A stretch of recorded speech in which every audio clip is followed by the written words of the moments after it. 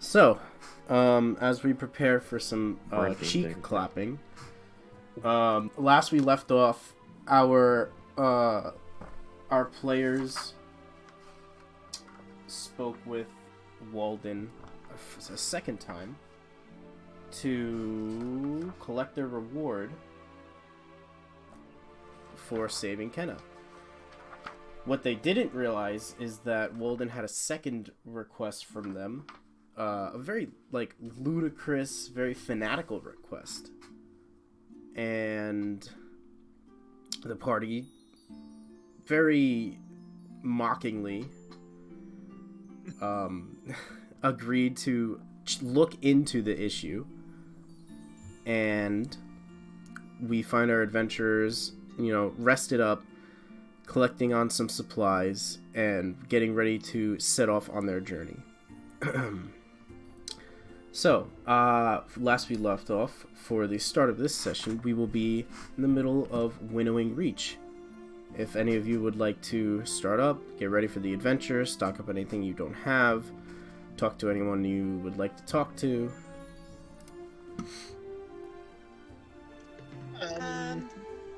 Yeah, Himi's gonna go down and get just a biscuit and coffee and go out on the walkway outside and just kind of observe the town again. Sure. About what time are you getting up about? Are you trying to get up earlier? Yeah, I want to get up early. Himi wants to get up early because she likes to kind of get a sense for people's routines and the vibe of the town and what everyone's up to, their patterns. Alright. Sure. So you try to get up earlier than everyone else. You see Eliza already, done with her meal and out towards her cart, getting an early start, ready to do all of her things. You see the townsfolk. They're a little bit bustling, a little quiet this morning as the sun's slowly rising. Not much to see. You see your perch guards, not the perch guards. You see your militia setting up in place, doing their rounds, and talking to a few of the people. Friendly waves and nods, and it's just the same little homey town that you've been seeing on when you perch off on the rope bridge and peek out upon there. Is anyone else up right now and getting coffee? Is anyone else up? What time is it? It's early. Yeah, I would have woken up early. Are we the only ones staying at this inn?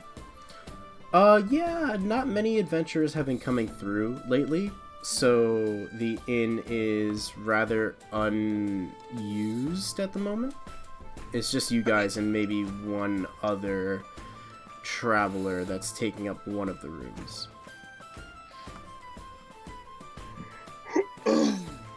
I'm going to wait then for everyone else to wake up. All right. Is Joe around here anywhere? Or Joe? Yeah. What was the terms you guys left off? You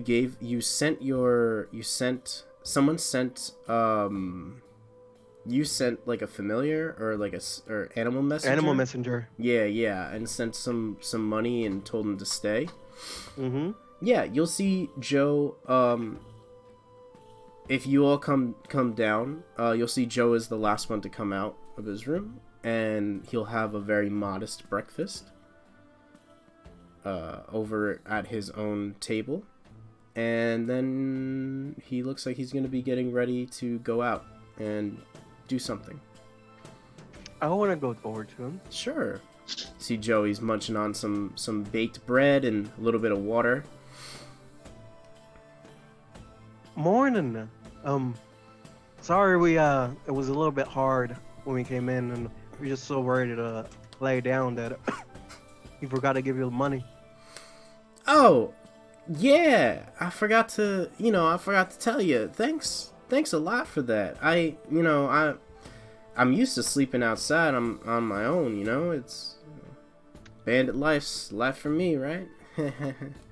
Not anymore. Yeah, yeah, I'm just hanging out for now. What you all up to here? Well, we're going over just to right there, swamp. Swamp's a dangerous place, ain't it? I mean, you saw what we all can do. We can take care of ourselves. That's and true. a few others. Proving you're some dangerous people. Only if people come across us. Usually we're pretty nice. But yeah. Have you been helping Eliza with a cart? Or what you been doing? I did a couple odds and ends for her, and I think I might stay here for a little bit, try and do a little something around here. Townsfolk need stuff like fresh lumber and some catches. So yeah, I think I might try and do a little bit of odds and ends here before I make my way out to like the Alderheart or something. Maybe find out what's going on there. I mean, we'll be going over to the Alderheart in a few days. If you want to stay around for a little bit, come join us. Yeah. I'll see if I'll join you. We'll see what kind of work I can find here in Winnow and Reach. Trying to see what I can do here, but yeah, I can try and accompany y'all again. All right, and I'd like to pass him a goal just in case y'all don't know how long we'll be out in the swamp for. Well, looking for someone, and she might not want to be found. So there should be enough for a few days if few days rest. By golly, I ain't never seen a goal like this in a long time. How much did you give him the first time? I give him like 5 silver. 5 silver. All right. Because I don't have that much money. Yeah.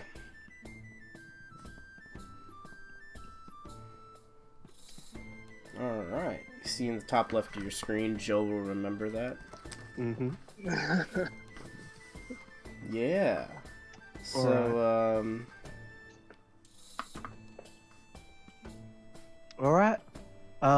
We gotta go get going. So, see you all hopefully soon, Joe. Yeah. I greatly appreciate the help.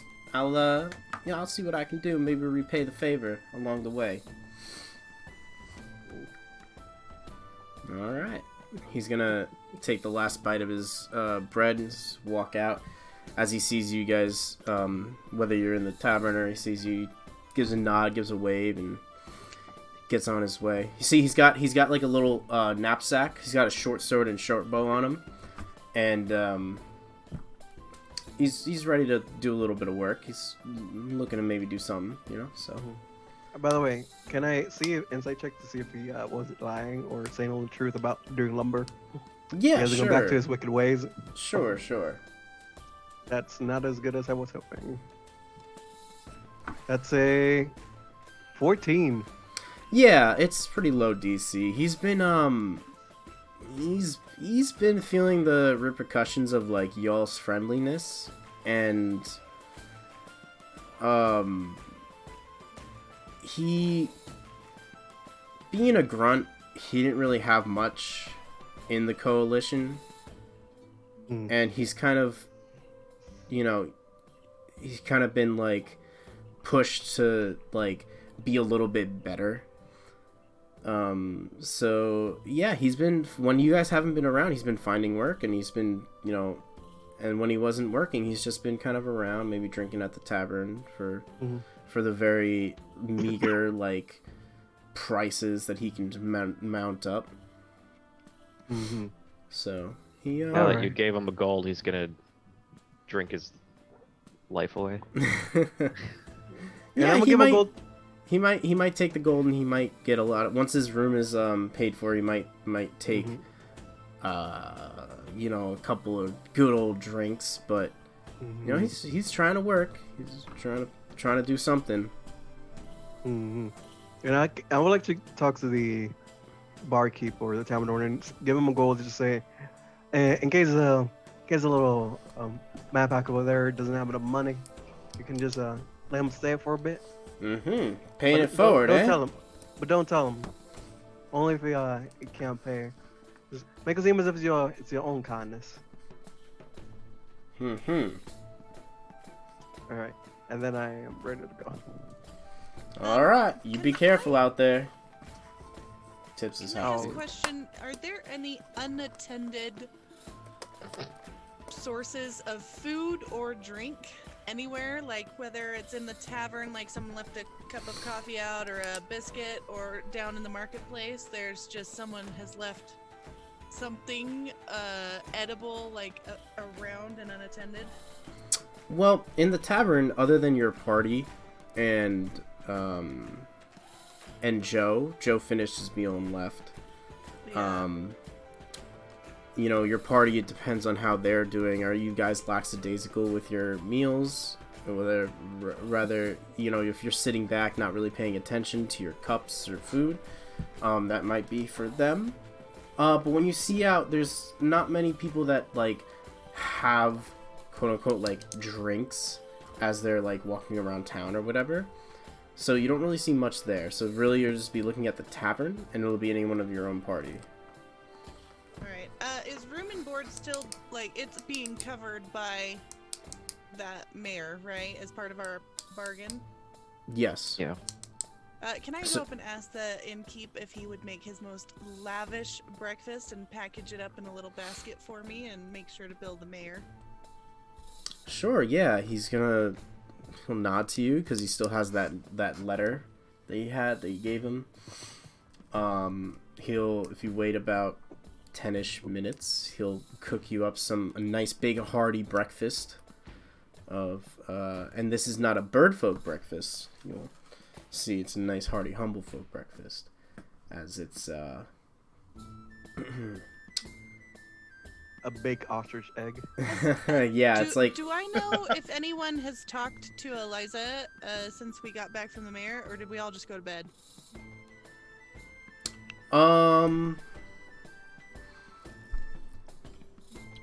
Other than Eliza being at her stall, she does kind of walk around and socialize. But then once her day's done, she comes back to the tavern and ends her night. Okay. She kind of socializes to promote. And Okay. then I'm gonna take her the basket of the breakfast. bring the basket just to be like- Eliza. And I'm just gonna say, here, sweetie, I thought you could use a nice breakfast since you work so hard.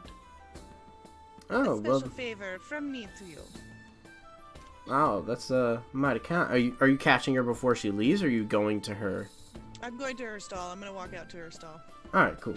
She'll be over there. It's like, oh, that's mighty kind of you to bring out me some breakfast. I already had my breakfast, but since it's nice and packaged, I'll leave it for my lunch break. Yes, of course. We are going into the woods. I don't know what your plans are, but we shall hopefully be back soon. We have a little problem to take care of. Well, all right. You lot be careful. I still need you all to take me to the Alderheart. So, Of course, dear. Enjoy your breakfast, lunch, your brunch. oh, I will. Thank you. Yeah. All I'd right. like to make my way over to apothecary. I think it was the apothecary. Yep, the apothecary. Yeah. Let's see. Yeah, so you're gonna go all the way to the western part. You're gonna walk across the drawbridges, go through the bookbindery, and get to the apothecary. I'd just like to see if Kenna is here. All right. Kenna is not in the foyer of the apothecary. You do see the one Corvum that you did speak with, the young Corvum girl that you spoke with the other days before when you started your mission to rescue Kenna, is there. She tends to be the one that kind of like manages the front area, while there are some others like quote unquote like herbalists or scientists or researchers that kind of mingle their way around the apothecary. Right. Okay. I'll walk up to the Corvin girl and say, hello. I was hoping to see if Kenna was in, but I suppose I could ask you some questions as well. Is Kenna in? Oh, good morning. Yeah, Kenna's in, but that excitable girl is just... She's just with those, those vials that you guys got, and she has been studying this whole time. So, Okay, I wouldn't don't even want think to she bother slept. her. Yeah, she's... It'd probably be best to maybe try and catch her a little, like, next time. Okay. We're making our way out to the swamp. I was wondering if you guys had any need for ingredients that you might pay for, that we may find in the swamp. Well, that's mighty thoughtful of you. If you do come around any kind of ingredients for any kind of mixing or potions or anything like that, if you do bring them, we could make you the potion with the ingredients for a much discounted fee. Okay. Basically the labor fee only. About half the fee. Yeah. Sounds good. All right. That is all I needed. Thank you very much. All right. Safe travels to you. Thank you. Cool. All right. Chimp, want to take care of anything before you leave? I would. Akiko would have risen. Akiko rises like early, like you don't really know when he wakes up. He's just always awake for some reason. And he would have been eating his breakfast, probably like an Eggs Benedict, or as similar as possible in this universe. All right, so you get the closest thing you can to like a poached egg. Yes, along with while he's doing that, he would have been continuing to study the books that he received last time. All right, you've read one of them already, right? I believe and so. That was the mock fields. Yes, because that's where we're going. Okay, so you already have the mock fields, and then you have the book for Winnowing Reach. Yeah. So I would keep kind of digging in to the other book now for Winnowing Reach to find out more. But after a little while, I probably would try to start socializing to find out who might be aware or anything about this potential witch that we're being told about. Sure. I probably would have started at the apothecary, since that to me seems the most similar to witchy stuff. All right. I want you to roll me. Let's see. Roll me an investigation check.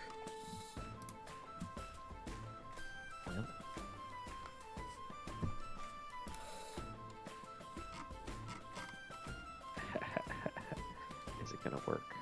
Is it gonna work? We don't know. Oh. Alright, you rolled twice. On my screen, the 16 was first. You did roll a natural 1 on the second one, but... Alright, so you got your 16. So, you go to the apothecary, and you see... You probably walked past Remy as you're walking there. This is a nice tip of the hat to him.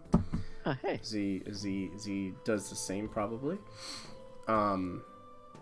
You go into the apothecary, and you say, good morning, and you inquire about if there's been any... How do you go about this? What are you doing with your...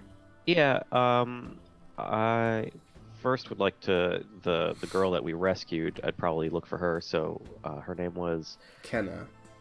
Okay, so yeah you'll get the same answer as Remy got, that she's been studying this whole time, frantically busy, so she's indisposed at the moment.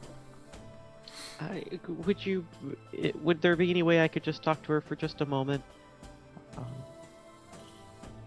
Seeing as Go ahead. she's the only person here I really know, I feel most comfortable talking with her. Alright, so you say, well, you can, talk to me about whatever you need, but Kenna's, she's an excitable one. A little bit harder to get to her, Okay, I Get her away understand. from her research. Sure. Well, I was just curious. We had heard that there's uh, perhaps somebody who lives out in mock fields, um, and I was just curious to see if you would know anything about that. No one I know of. Most people I know are, in the surroundings of Winnow and Reach, or they ain't from here. They're traveling. Anyone in the fields, it's a mighty dangerous place to be. Yes, that was my thought as well. Um, do you know anybody who in town who might be uh, who travels out to the mock fields more often? That was part of the reason why I came to the apothecary. Seems you guys do a lot of research out that way. Well, we do a bit of research down that way. We tend to not go too far on our own. If there's anyone you might want to talk to the town militia, they could probably give you some more things. And now, kind of going off now, we're going to go off more on your investigation checks. More like how, that was more like how do you approach doing this. So now you can use your investigation check. You talked to a few of the militia guards, and you asked the same thing you asked the Corvum at the apothecary, and they say they don't get many sightings of anyone other than like escorting the researchers or doing their own patrols. They don't have a very big militia here, so the patrols are very small, and their patrols only happen when they get reports of like rabid creatures that are getting a little too close to the town. So other than like those circumstances, they don't really have too many that go out, and they tell you that they haven't really come across anything like that, and it would probably be farther south down. It'd probably be farther south than they usually go for the than the apothecary or the militia. Okay. And kind of marrying that to the research or the reading I did, would I be aware of anything as far as what's in mock fields that would be, what's the word? Like landmarks or anything of interest? Yeah, so you wouldn't find too many landmarks. The field is mostly like a mixture of forest land and swamp land. It does have a good amount of writings of the history of bandits every so often making their way through mock fields, because it's a more dangerous but more undetectable route of movement. The slimes, obviously, it gives you the information about the slimes, their threat range, their range of sight. Nothing about the skeletons. No one has written anything about those animated skeletons that you found, and you can't seem to find anything about it. Other than that, you don't really have any discernible markings. Not many people have gone too far into the mock fields to be able to record those kinds of information. Okay. So, you have the information you've gathered from last time. Okay. So I guess I'll return to the inn then, and kind of regroup with the group if whoever's there. But I think we have one more person who needs to do their morning activities. I think everyone was taken care of. Okay. Yeah, I believe so. Yes, but I got reminded of something very, very important that we haven't done. And I would like to go get a cowboy hat. I want to go to Eliza's cart. I want to go in, find the closest cowboy hat that's my shade of brown with like a little bit of white from the front. And I want to see if I can buy it. All right. The largest and most stereotypical cowboy hat you have. Like, please, Eliza, I lost my hat. I don't know where it is, but I need it. I don't know what I've been doing. I don't know how I've been living. I don't know. She's gonna look to you and she says, "Well, haven't had much need for cowboy hats, but if you'd like, I can try and have one commissioned and make one for you." I need it. It's part of my. I need it in my life. I don't know how I've done this. It's been. It feels like it's been 3 weeks since I've had my hat. All right, then. I'll get to looking around. If you like to commission it, I can get you the information and start weaving one together. Maybe have it to you by the time we leave Winnow and Reach. All right. My heart has settled. My day is better. How big are you talking?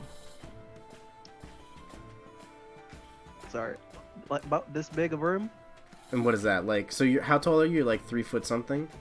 Yeah, something like that. So that's like 2 feet. Yeah, enough to like give me some shade, basically. I mean, Okay, it would so probably it's be like- like a. big. Like a sun hat, but in cowboy fashion. Yes. All right, she kind of understands what you're talking about, and yeah, she says she can try her best. Like a sombrero? It's like a cowboy sombrero, kind of. Yeah. Okay. All right. Is that what Ready to go? everyone's ready Now to I'm go? ready. Alright. Could I also purchase an herbalism kit from her? Yes, you can purchase an herbalism kit. How much is that? Third roll popped out of nowhere. It's 5 5 gold. 5 gold. Sure, you can hand over the 5 gold. She'll hand over an herbalism kit. Bad DM, having the players tell me. It's alright, I got a lot to do.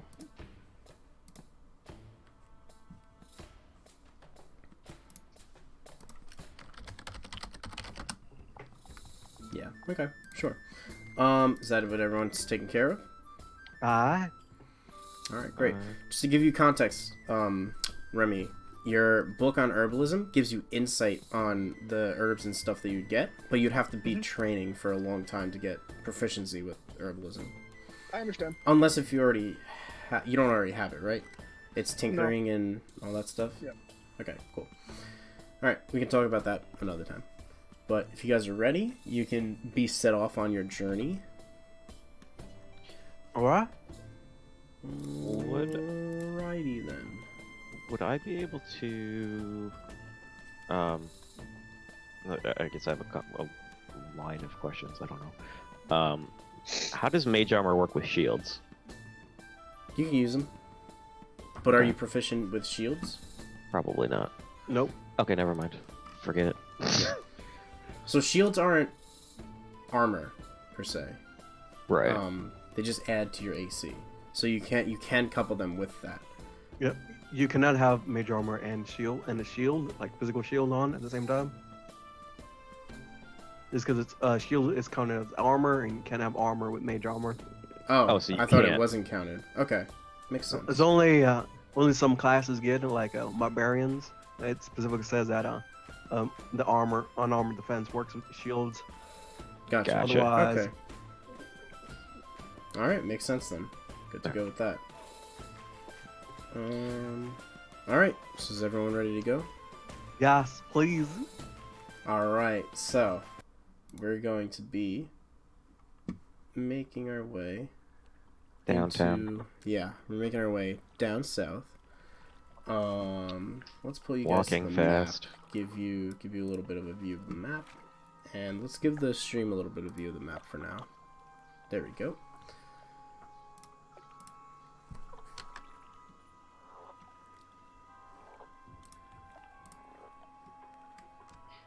Did you I want to zoom in.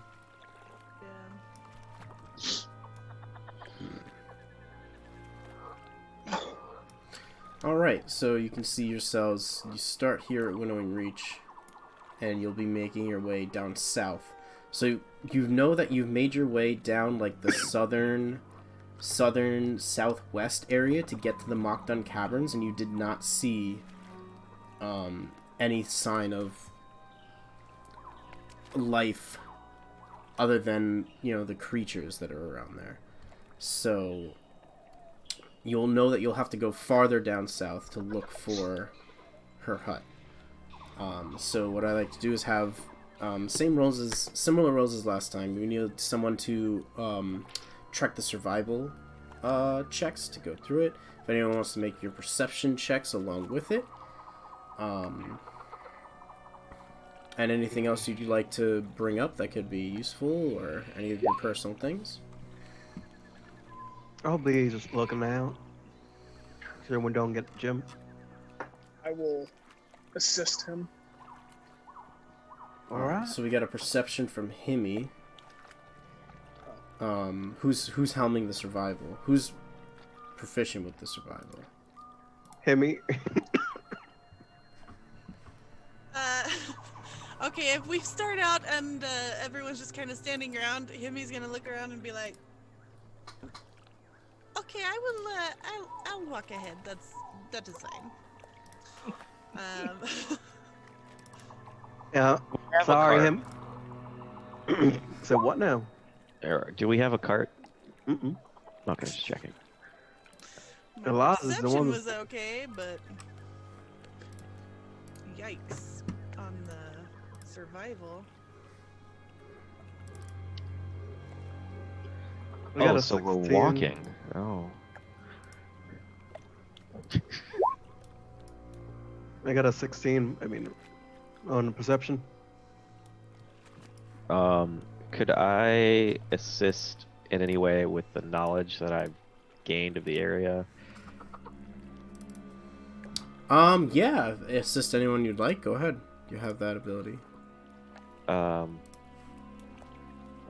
assist with the survival then. How would I do that? Get to roll with an advantage, or do we had his modifier? Who Advantage. is he? We Yeah, have, advantage. You'll get advantage with it. So whoever he's assisting. Yeah, I'll assist Himi then with Sure. all this. Himi, roll your survival check one more time. I wasn't expecting to have to walk, so now I'm like, Alright. extra That's aware. Yeah, that's Much pretty better. good. That's good. Who has the perception check? I got a 16.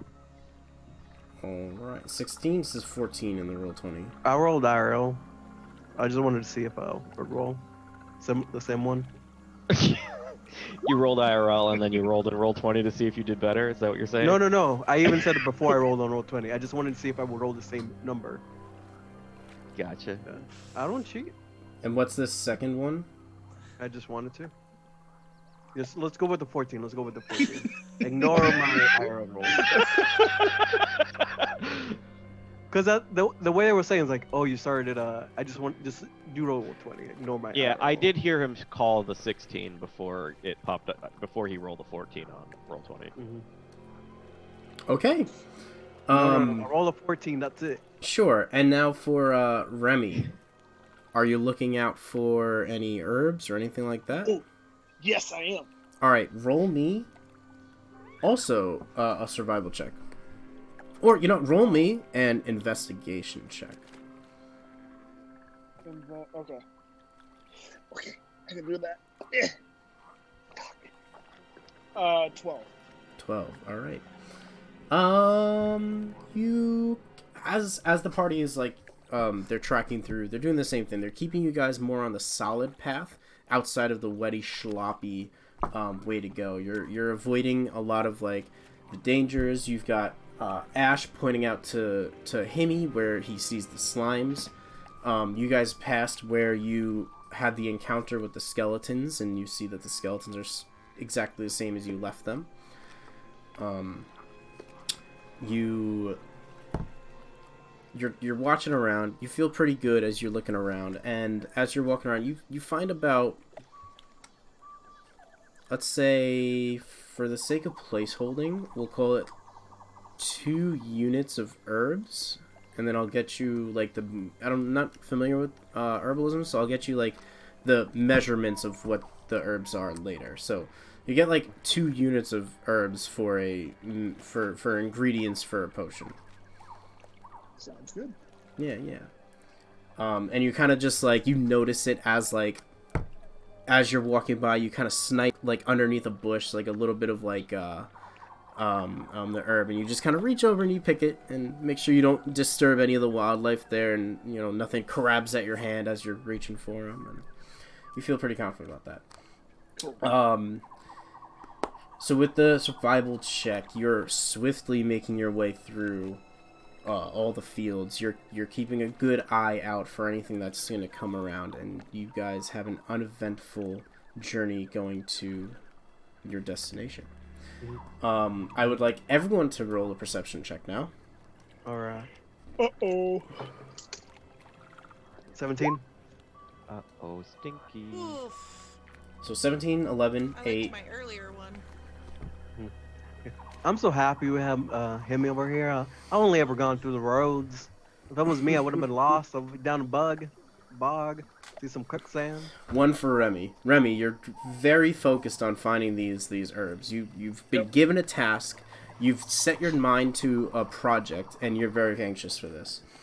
Himi, you're a little too focused and maybe slightly paranoid. And you're just keeping a very good track of staying out of danger, and you're not really able to see anything.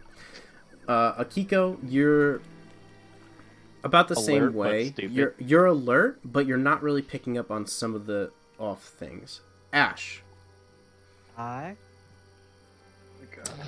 off to the distance, a couple 100 feet away, you see light, and where structure was oblong and rickety, like bent trees and gnarled bushes, you see a structure squared off in frame.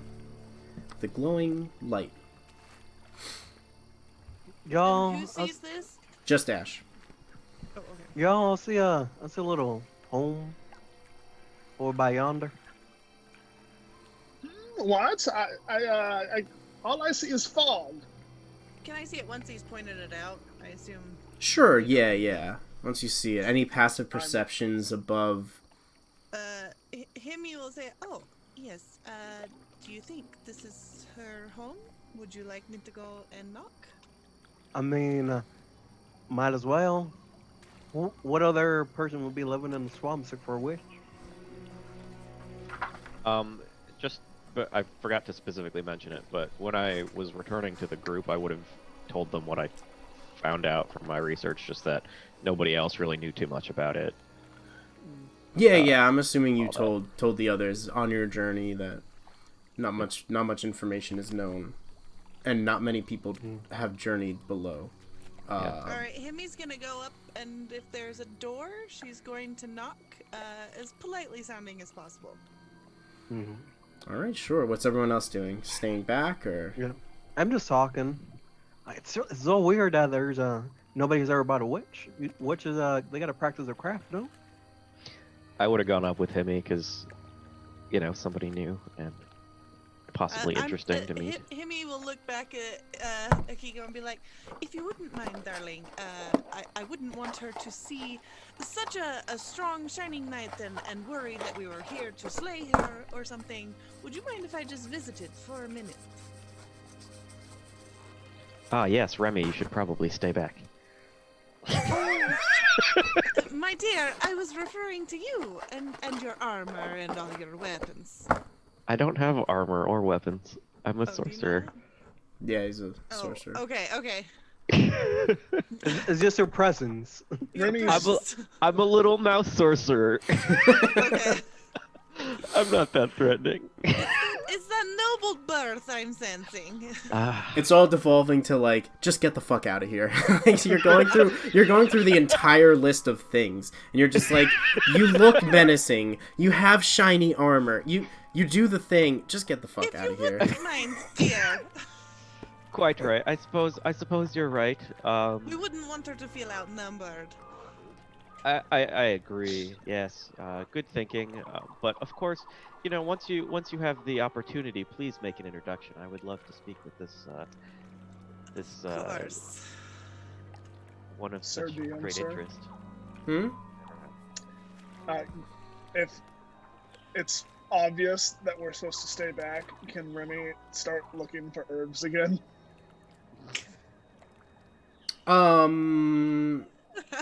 If you'd In like to this- take your attention away from everything else, sure. It's been, I would say it's been like an hour since you did this. Oh my god, I gotta steal from a witch's garden. Hold on. No. Let's see what Yeah, he's gonna do that. Sure, roll me your investigation check.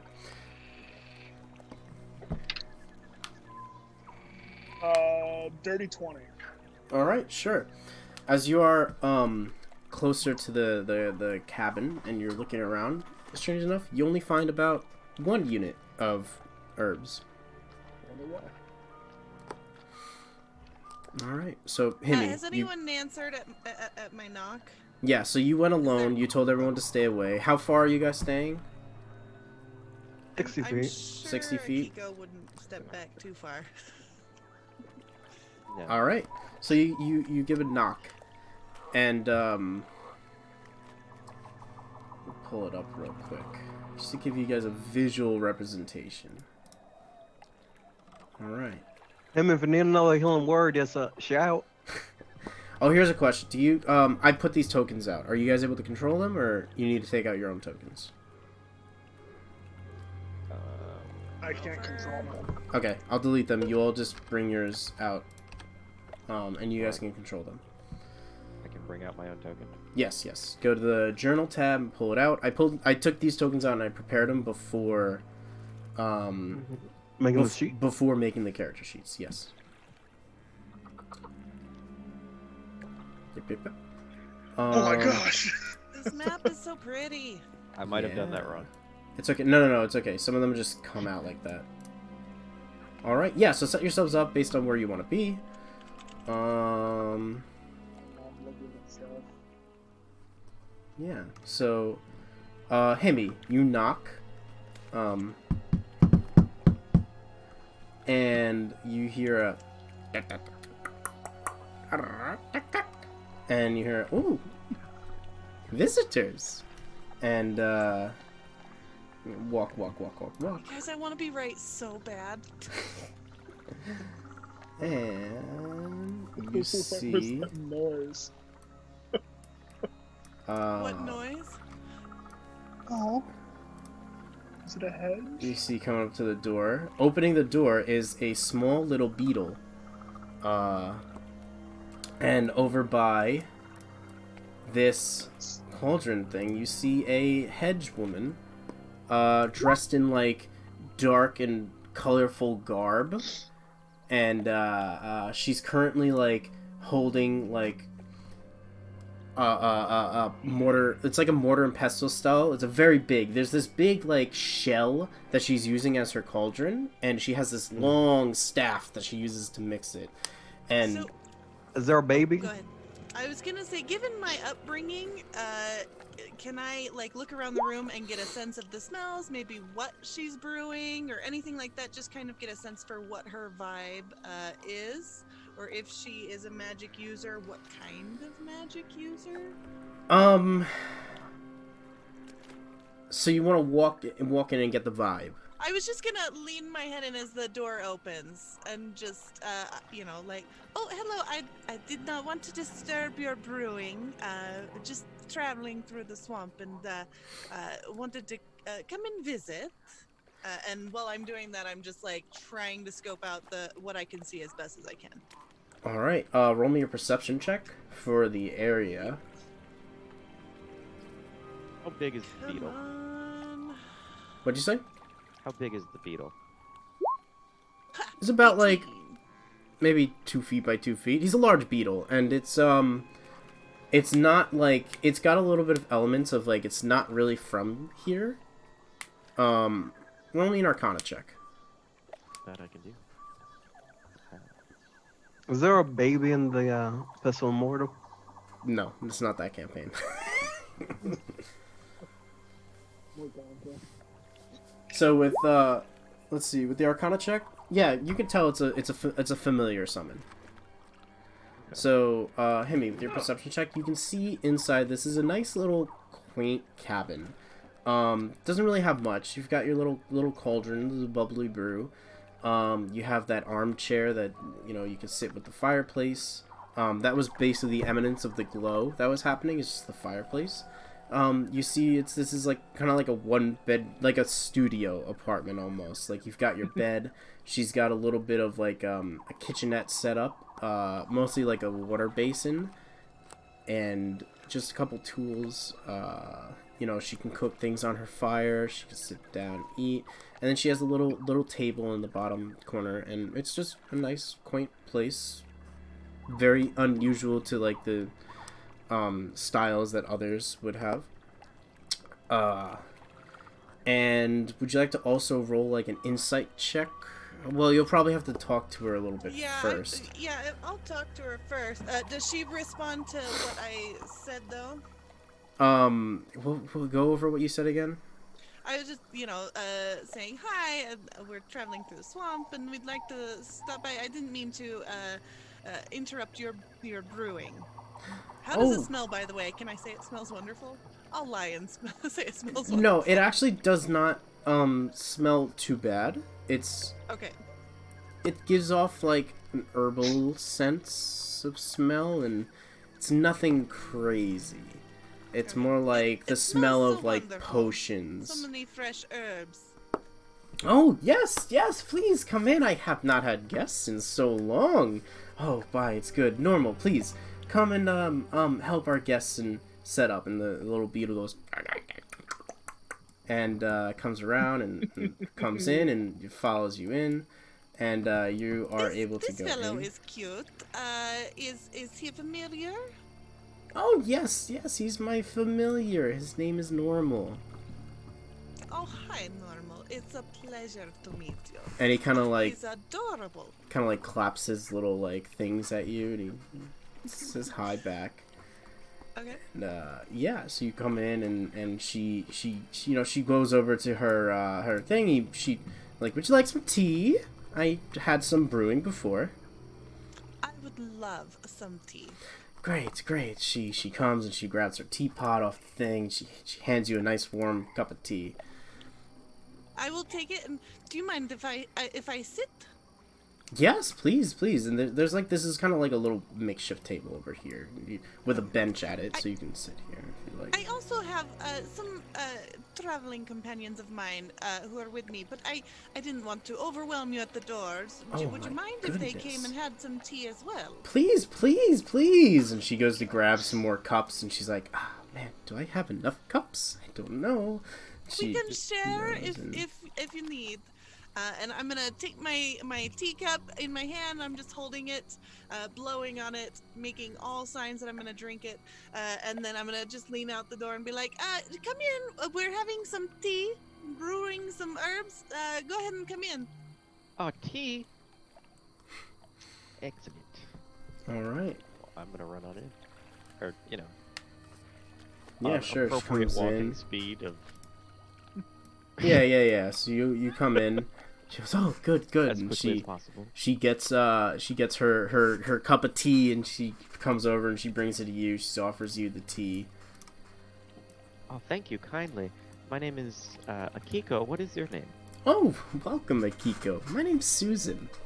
Susan. Pleasure to meet you. What a lovely little home you have here. Of course. It has been my home for a very long time now. What are you brewing?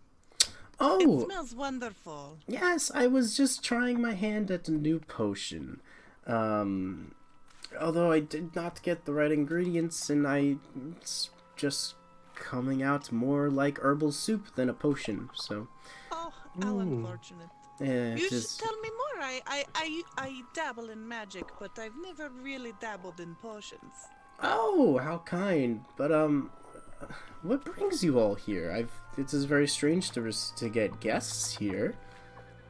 Oh, my dear, I would love to say that we are just visiting, because you seem like such a wonderful person, but I must bring up something that is maybe distasteful. We were sent here by a certain person who I believe is not a very good person. But you see, we are kind of under a bind, and so we're doing this as a favor to them. But there is a mayor of a local town that seems to hold quite a grudge against you, and he sent us out here to check on you. Yeah, goes by the name of Weldon Crane. Well And I'm then, so sorry for this. It seems like maybe you are not in the best terms with each other. see that prickly feathered Corvum that sits in his little Was he a chair? Corvum? Yeah, Yeah. he was also Okay. a Corvum. Okay. Yes, and he's quite twitchy. Ah, that fool. He caught me once as he was making his way. I don't know what he was doing out here, but I was having visions, see? And he stumbled upon me when I had this vision, and when I came out of it, he just started yelling and told me to stay back, and it just started running away. Silly old man. Probably doesn't know anything about anything. What was your vision? Was it terrifying? It was terrifying. It was a vision of fire. I saw Yeah, it. okay. Himi's gonna kind of climb up and. It was a vision Well, of fire. I saw the Fire. scorched grove. I saw it burning up. A gigantic, blurred figure of fire, burning everything in its path, and off to the back, a small figure, very distant. Well, that's all I got from that. Seems as though the ingredients I used really didn't give me much of a clear vision. What happens when you don't use toadfish? Toadfish? Or was Very it, interesting. Was it starfish? Anyway, Did yeah, you- couldn't get my clear vision on this. How unfortunate. Did you share this vision with can't remember his name. The Corvum. Walden? Weldon. What was it? Is it Walden you're thinking of? Yeah, yeah. Nah, like I said, the fool saw me, had a panic attack, and ran off. Oh, Wow. I am sure it was just his reaction to you having the vision. Some people get so spooked. by Ah, the yeah. supernatural. When people see witches doing their dark magic, they tend to not really understand. But It is I- so true. When You know, when do y'all have this vision? How long this ago? was not too long ago, maybe weeks or so. It hasn't been too long. Neither tell anyone about it. Well, I haven't left. I've been trying to gather my herbs to try and have a clearer vision. Like I said, my you don't get really good clear vision from what was it again?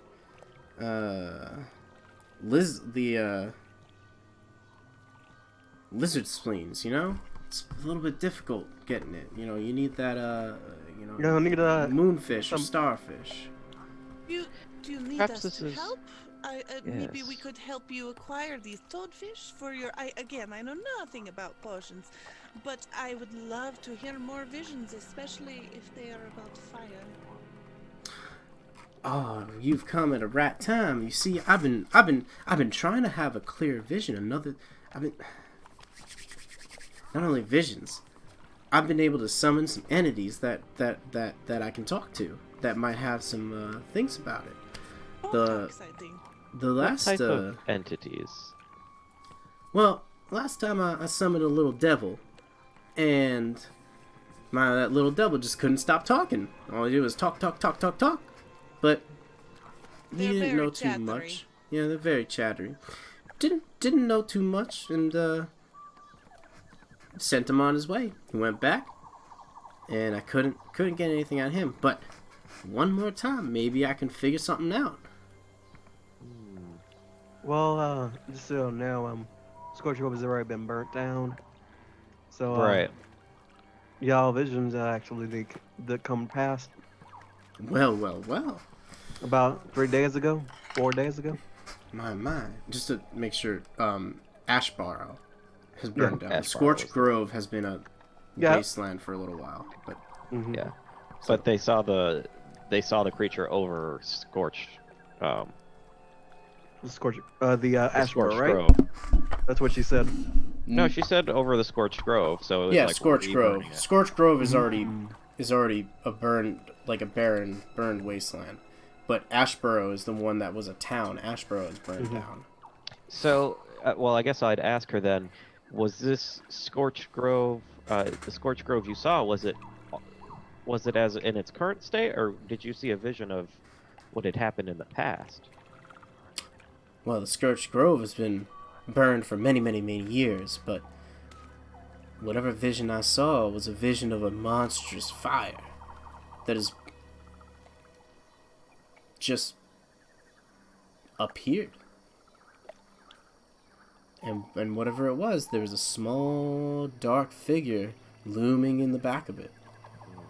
Can't tell what it was. Like I said, lizard spleens makes one hell of a tea, but it ain't clear. Yes.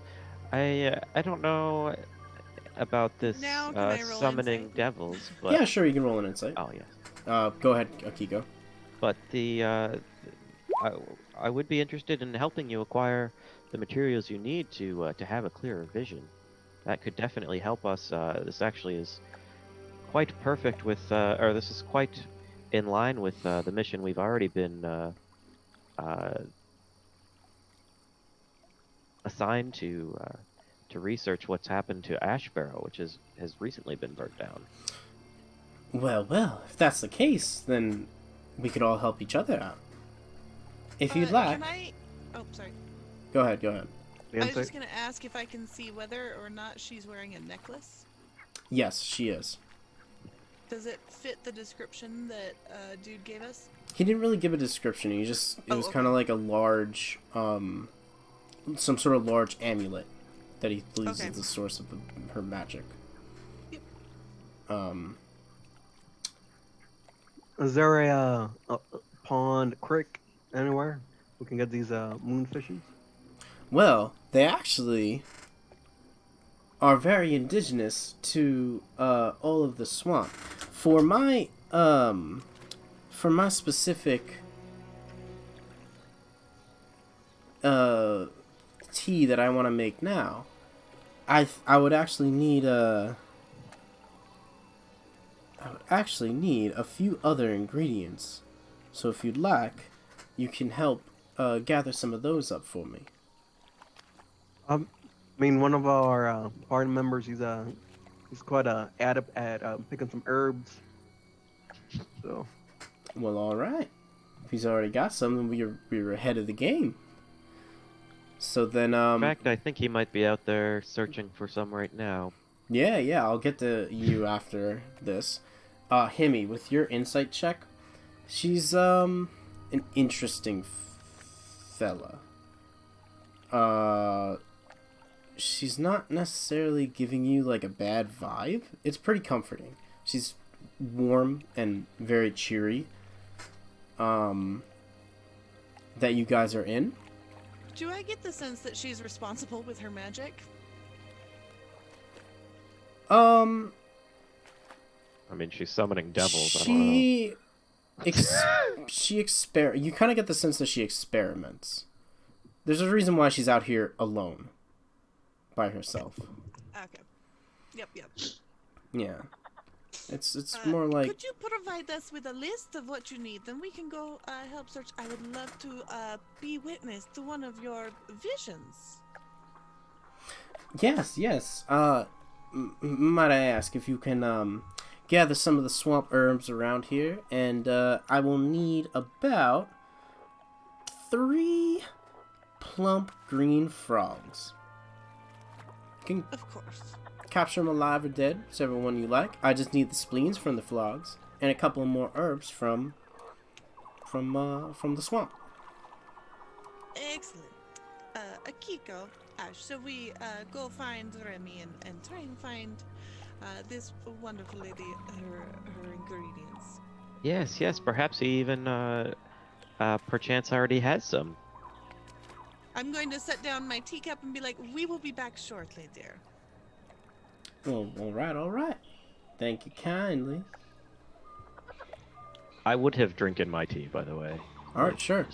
It's I did the whole thing like while I was talking, where I'd bring it up to my lips and then say something, like kind of so that no one would notice I'm not actually drinking. It just looks like I went to take a sip and then got distracted and said something. Right. All right. Akiko, roll me a Constitution saving throw. I'm just kidding. No, you're good. No, the tea is like mildly sweet and not so bad. It's nice and hot. It's refreshing. That is nice. A nice tone to like the swamp atmosphere to it. Was it surprisingly good for being a home brewed in the middle of a swamp tea? Definitely better than your expectations. You've probably... Actually, no. Never mind. Actually, hold on. Let me look at your spells real quick. Yeah. You've kind of tasted this before. If you've prestidigitated your own food ever, it kind of has the flavoring of like prestidigitation to it to make it a little bit better. So she doesn't have like her sweeteners or anything like that, but sweetens it up a little bit with some prestidigitate. Perfect. Yeah. So yeah. So you guys go out and you meet up with Remy again to give him the little briefing of what's going on. Yep. All right. Can we get out of like earshot? Yeah. As long as you're outside the house, you're pretty much out of earshot. Okay. I would like to just walk out. Come back out to where he is. And once we're out of earshot and find Remy, I will turn to the others and I'll be like, listen, I am all in support of this woman and her visions. Who knows what's going on with Walden? He seems like a creep.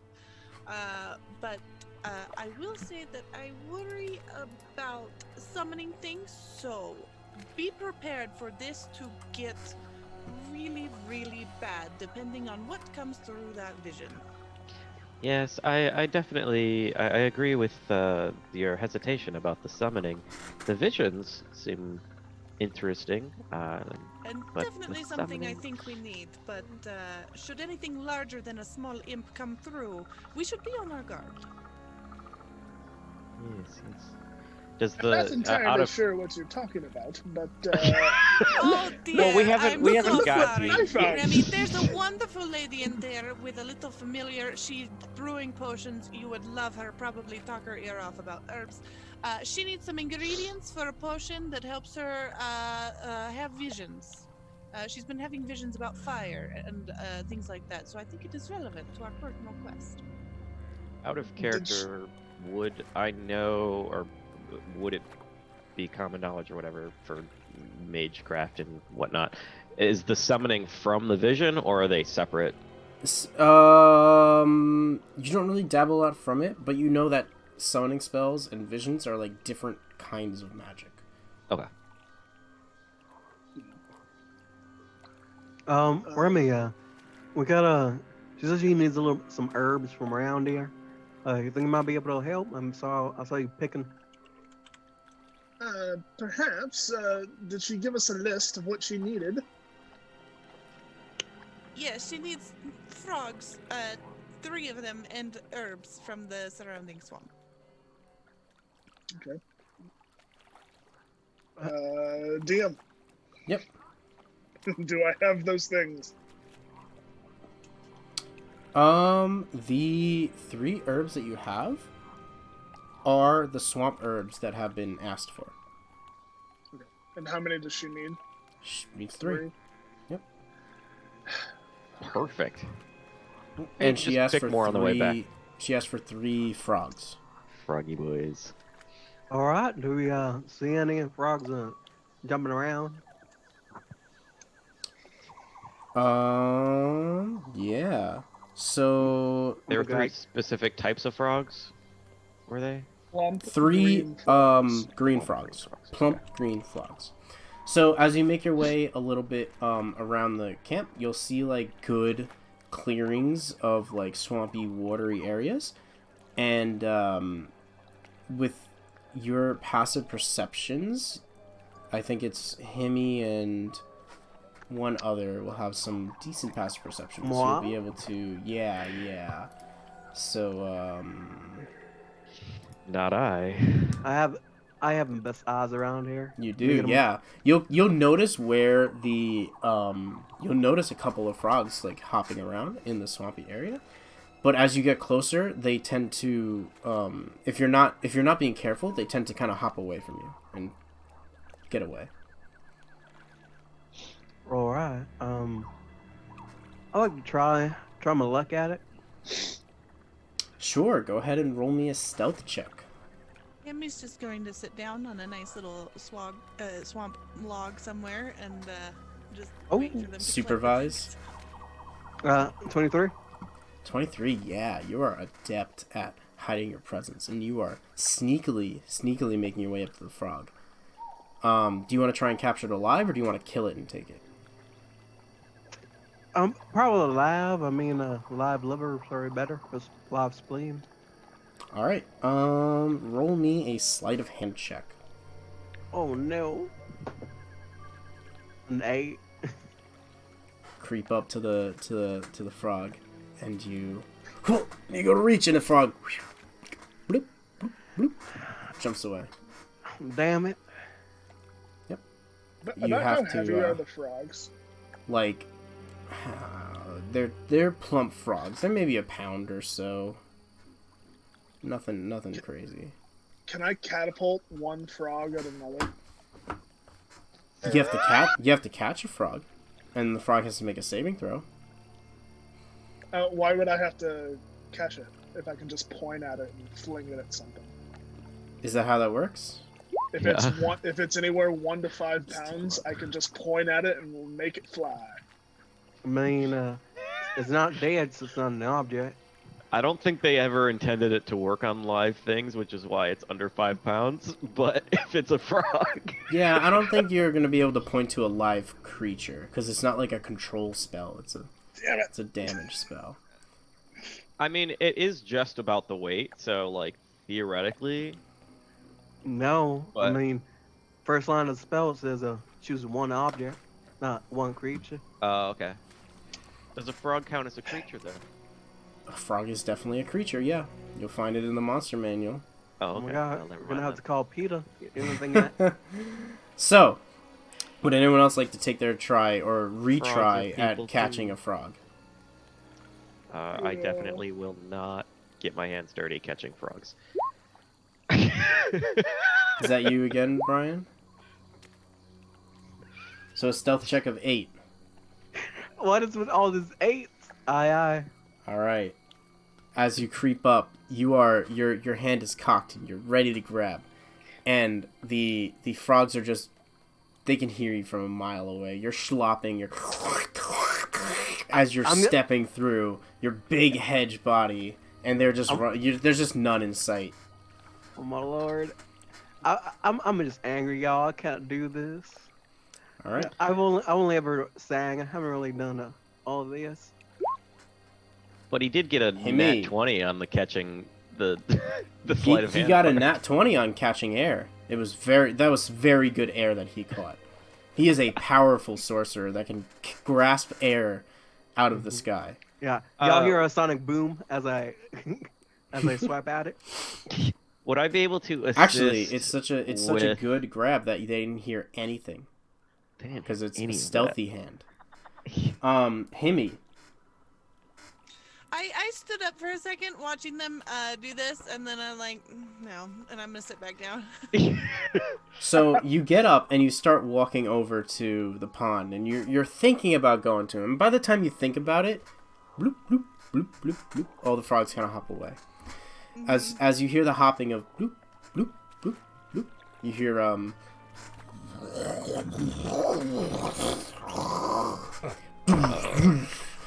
and you hear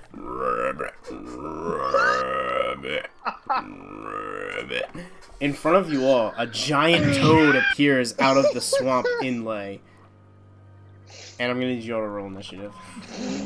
Really quick before we get into a fight, can we take a little intermission? Sure, yeah, we can take a break here. There's a good point, because then I can, I'll grab my little toady boys. And you all roll initiative. I'll have that all set up by the time we're back. And yeah. That's funny. So we're all gonna take a break. We will let's see. And we're back! I hope you're all ready. Because our adventurers find themselves with the giant toad that they have unsuccessfully captured small toad. So this giant toad has been alerted to their presence and is now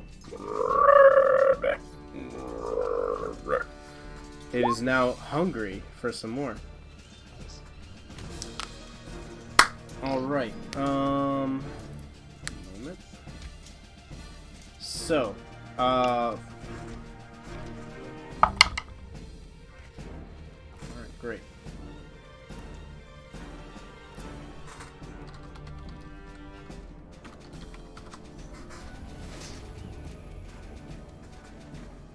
Alright, so let's see. So first up,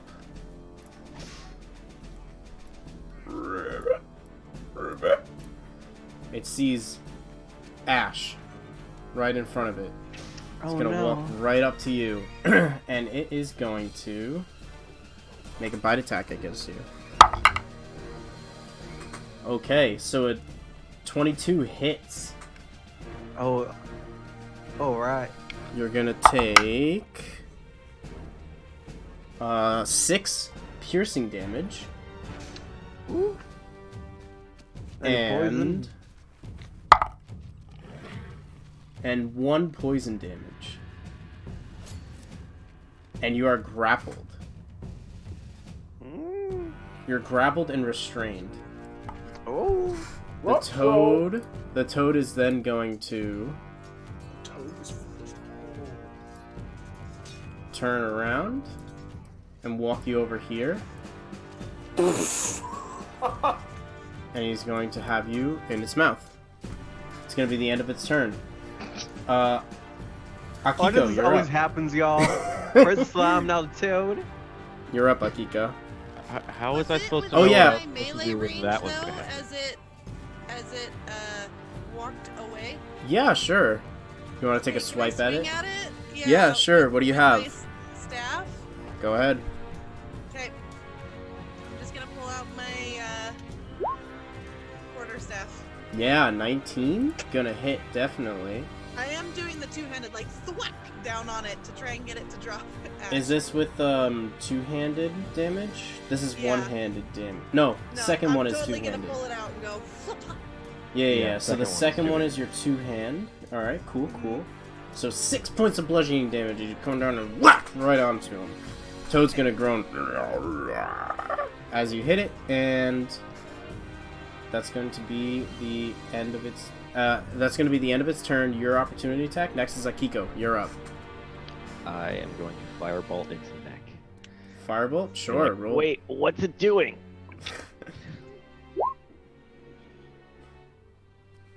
Let's see. 20 to hit. 20 to hit, yeah, for 4 fire damage. It's gonna hit, and it's gonna make a nice little scorch mark against the crevice of its throat as it's holding on to Ash. You're gonna hear it moan again, and then continue to just walk away from you all as it wants to gobble down on Ash. Is that the end of your turn?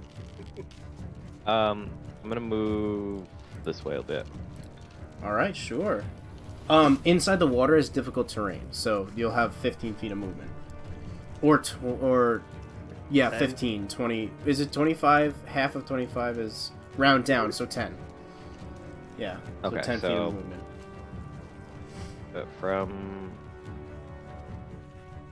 Okay, so I'll move here. Alright. Is that the end of your turn? Yes. Himi, you're up. Okay, I'm going to cast Toll the Dead on it. Wait, you had 2 initiatives. Yeah, it's the first one. Okay, So you're maybe not I'm up. not up yet? Okay. You're not up.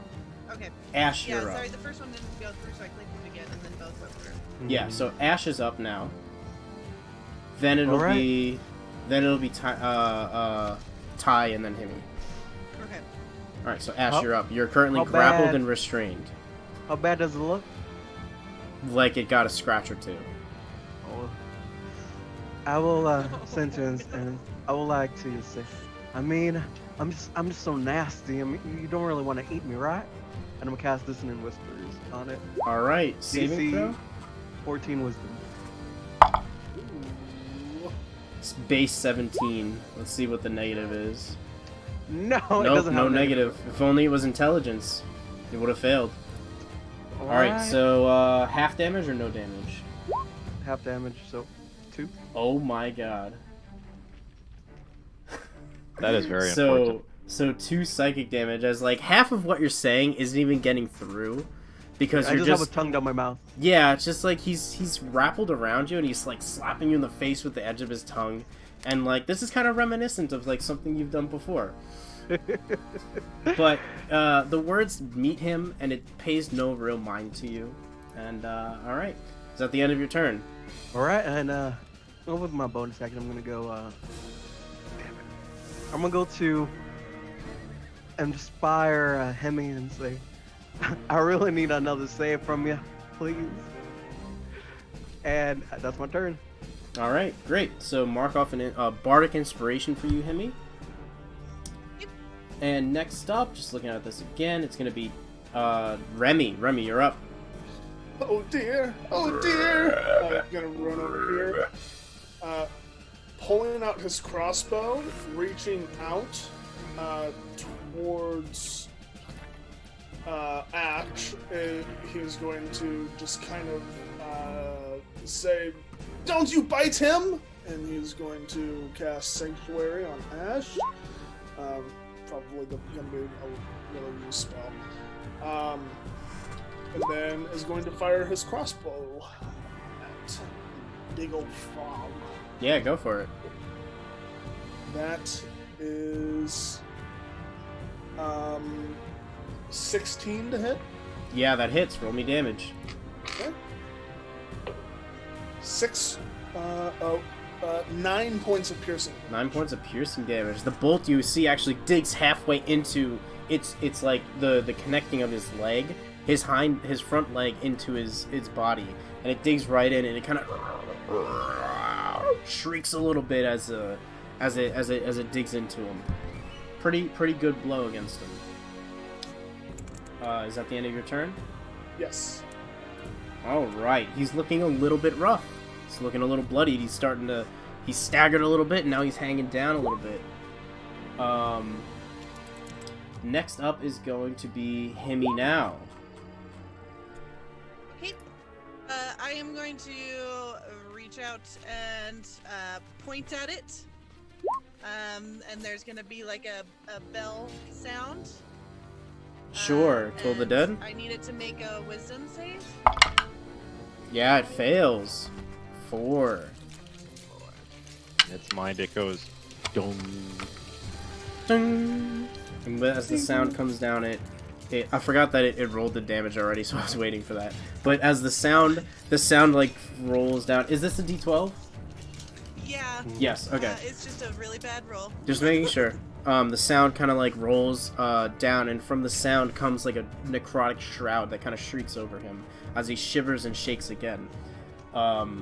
Yeah, he's looking pretty rough, but he's still got some life hanging on him. 4 on a D12 isn't as bad as 4 coming out of 3D6. So. And which is then 2. All right. So it is now its turn. It's gonna make another attack against Ash. Wisdom save. Wisdom save. It fails, so it either has to redirect or it doesn't attack. Yep. All right. Cool. Okay. So the toad is now going to. Can't close his mouth. Let me measure this. Just make sure. Oh, it's running. The toad is gonna hop 20 feet with his long jump, and he is making his way out of the area. It's the Is end. he doing it difficult terrain? Because He's jumping. He has the frog has a long jump from no, because he's holding me, so it's with or without a running start. It's difficult terrain? No, because this is a large creature. Damn it. Yeah. So that's going to be the end of his turn. He missed his chance to swallow you whole, and he wasn't able to make it. So he's just going to run with you. Next up is going to be Akiko. Man, how far am I away from it now that it has hopped away? Less than 60 feet. You'll just have to get a little bit over to get line of sight in that little crevice. Yeah. You'll probably see okay. him. You're probably good right there. I actually have a jump feature as well, so I can jump 30 feet. Really? Oh, You God. can jump farther than the frog, eh? I'm awesome. Yeah, it's 30 feet and 15 feet high jump. All right, sure. So if you want to take 30 feet long jump. So I'm just gonna go probably here. Actually, I'm gonna get on this rock. That's what I want. All right, you're gonna pedestal yourself up on the rock. Yes, I don't want to be like in the water anymore. Ugh. Sure, yeah.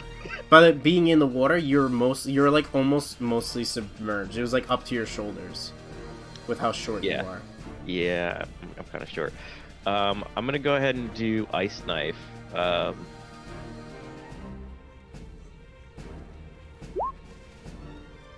And you crit. All right, I need Ash, make a dexterity saving throw at disadvantage. I mean, yeah, because it's restrained. Yeah. That's a fail on the first roll. It's gonna be a success on him, but he is gonna get hit for. So the first one is piercing, 8 plus 1. Ooh, that's unfortunate. Oh wait, no. The first one is actually I have a +5 to dex. So. How do you normally handle crits?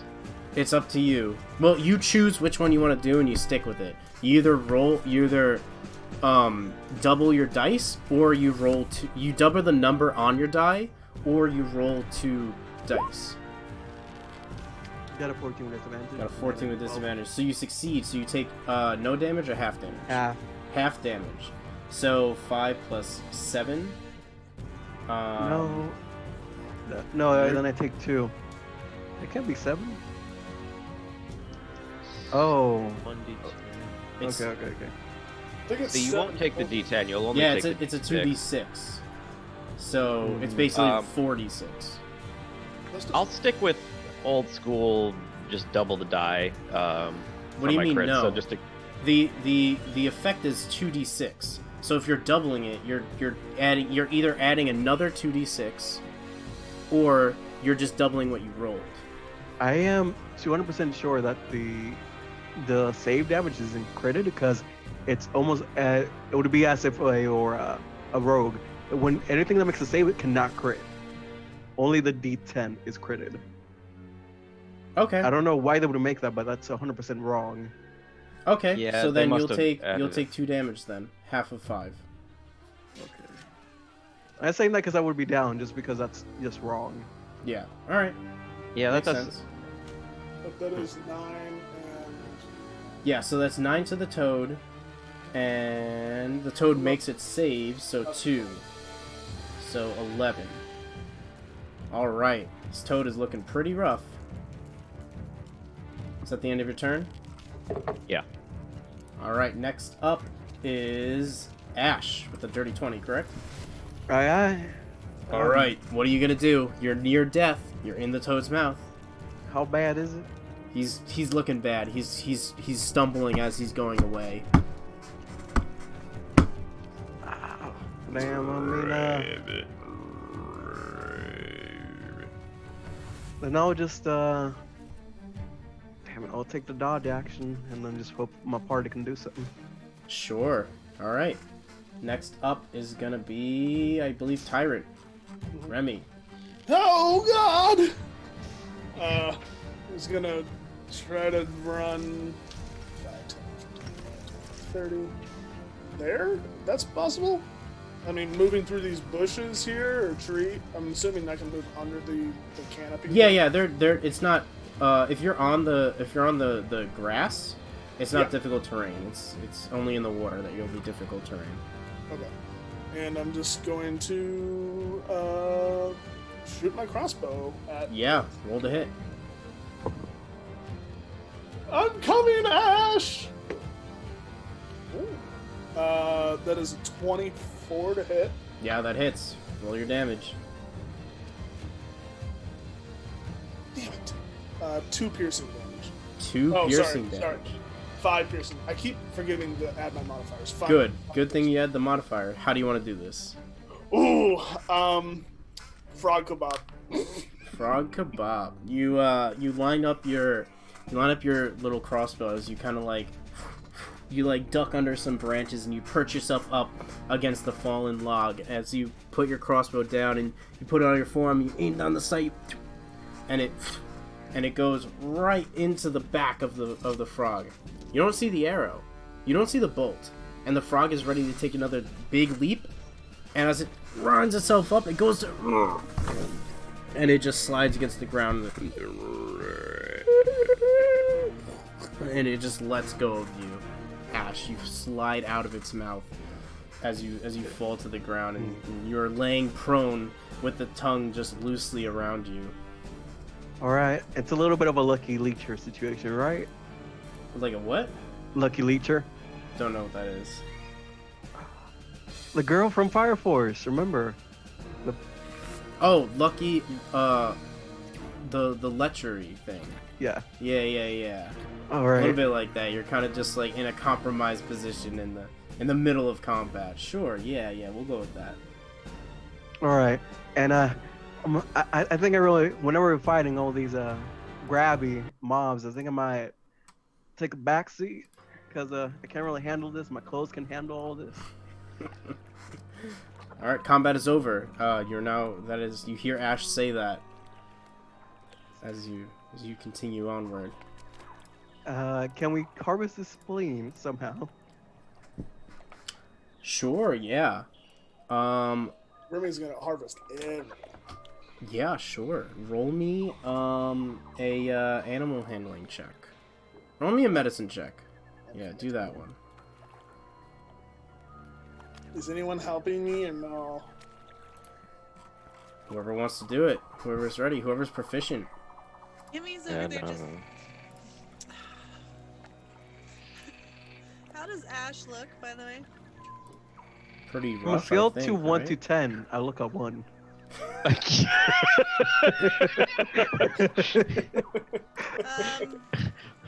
All right. It's fine. I'm Prestidigitation.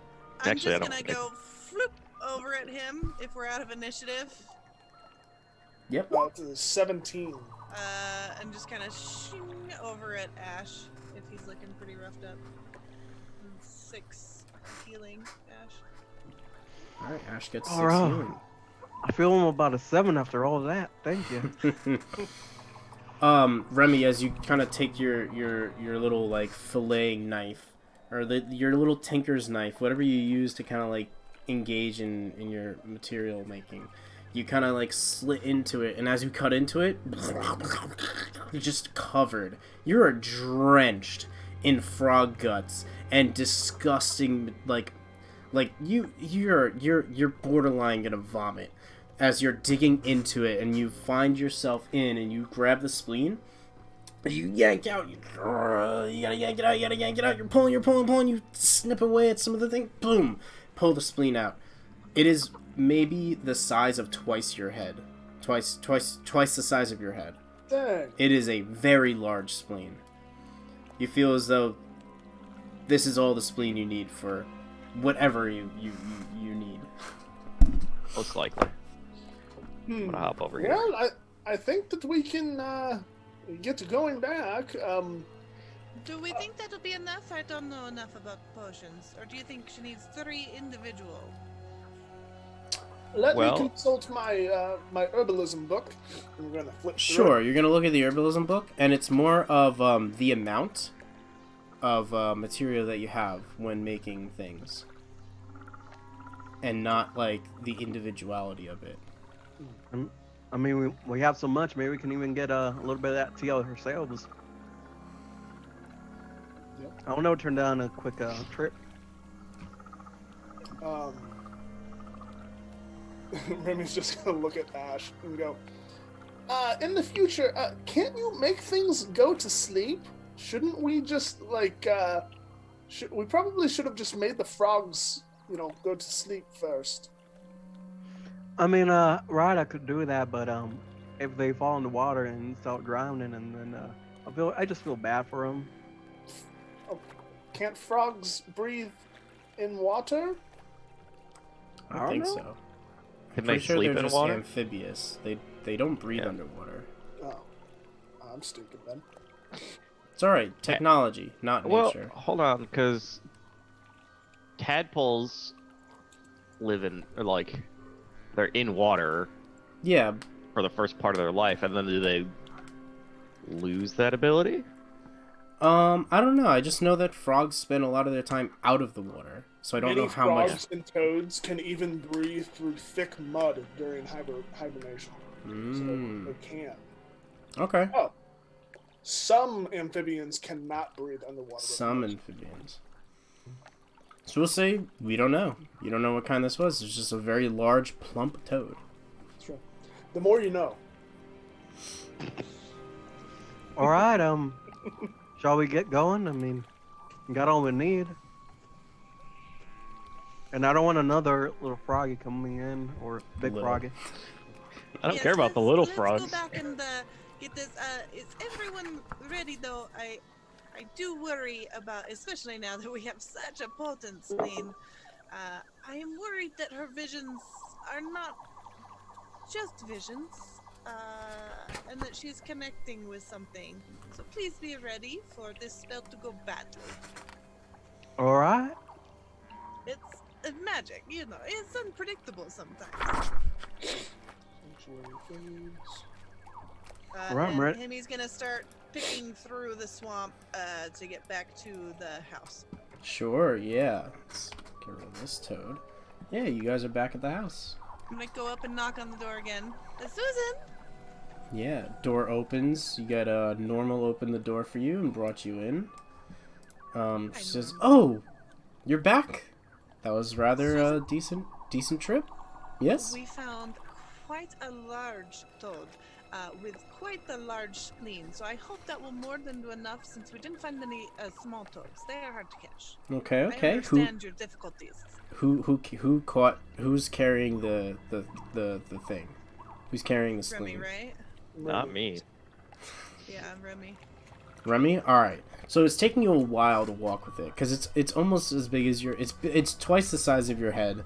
You have to walk almost with it like over the back of you, and you're still covered in this gunk and crap. Wait up! Yeah. I mean, So- if you want, I can you can just pop it back in my back, and I mean, it'll be a little bit holy. So fun Oh, fact, the guys. plane? Oh, I thought you were telling me to hop on your back. I was like, I'm good. I mean, if you Fun want, fact, you. guys. I mean, Remy, if you want, you can just hop on my front. Snaps. Yikes. So frogs absorb water and oxygen through their skin, so they can breathe underwater, but there has to be enough oxygen in the water for them to absorb. Otherwise, because they do have lungs and they can drown if water gets into their lungs. Okay. Okay. there you Humblewood, go. now with animal facts. And now with this creature, you can probably surmise with like out of game stuff. It probably can, but it depends on the creature. All right. All right, we got the spleen. We got the herbs. All right, Ready you to walk in with get the lost in spleen, sauce. and she goes, "Oh, goody! That spleen will last me for such a long time. Look how much you all got.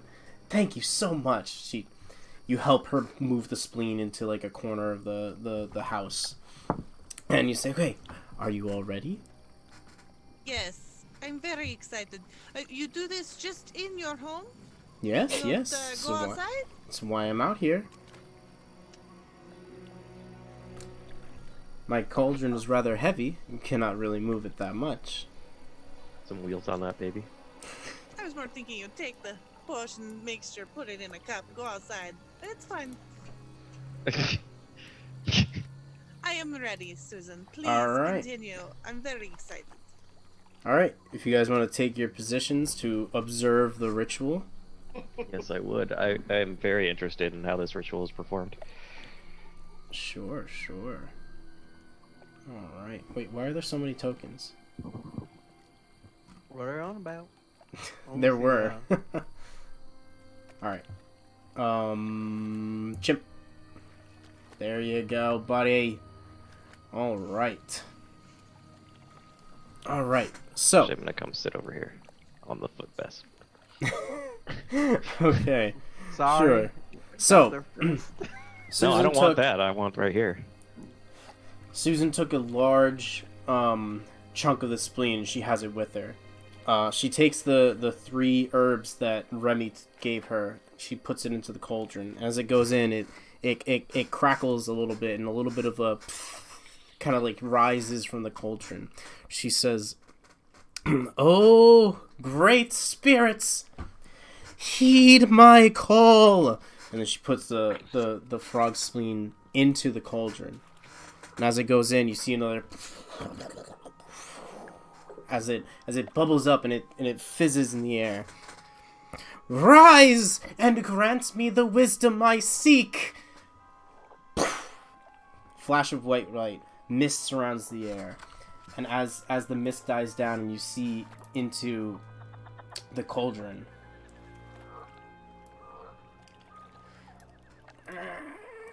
Ooh. That's not a vision. she looks to the little pinkish creature as it stumbles around the room. It's almost like it feels like it just woke up. Wipes its eyes, wipes its face, scratches a little bit, looks around. Susan goes, "Oh my, please, tell me, have you seen the great fires? What have you been? Where have you seen?" As she's rambling off, and as the creature walks around and looking to it.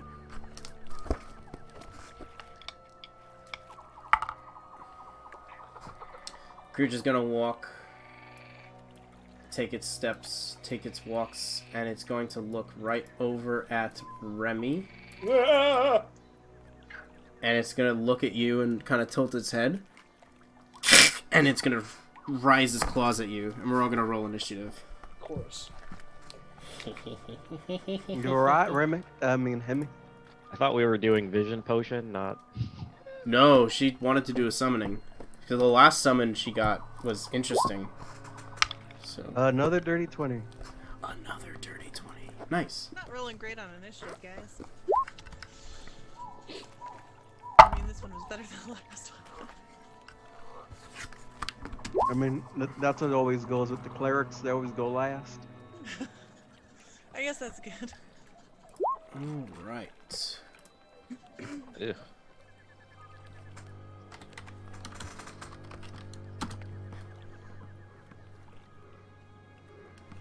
You rolled a 16. What are you talking about? All right. So all your initiatives are Pretty ready. dexterous. I should be able to respond a little quicker. You only have a 1 modifier on your initiative, it shows.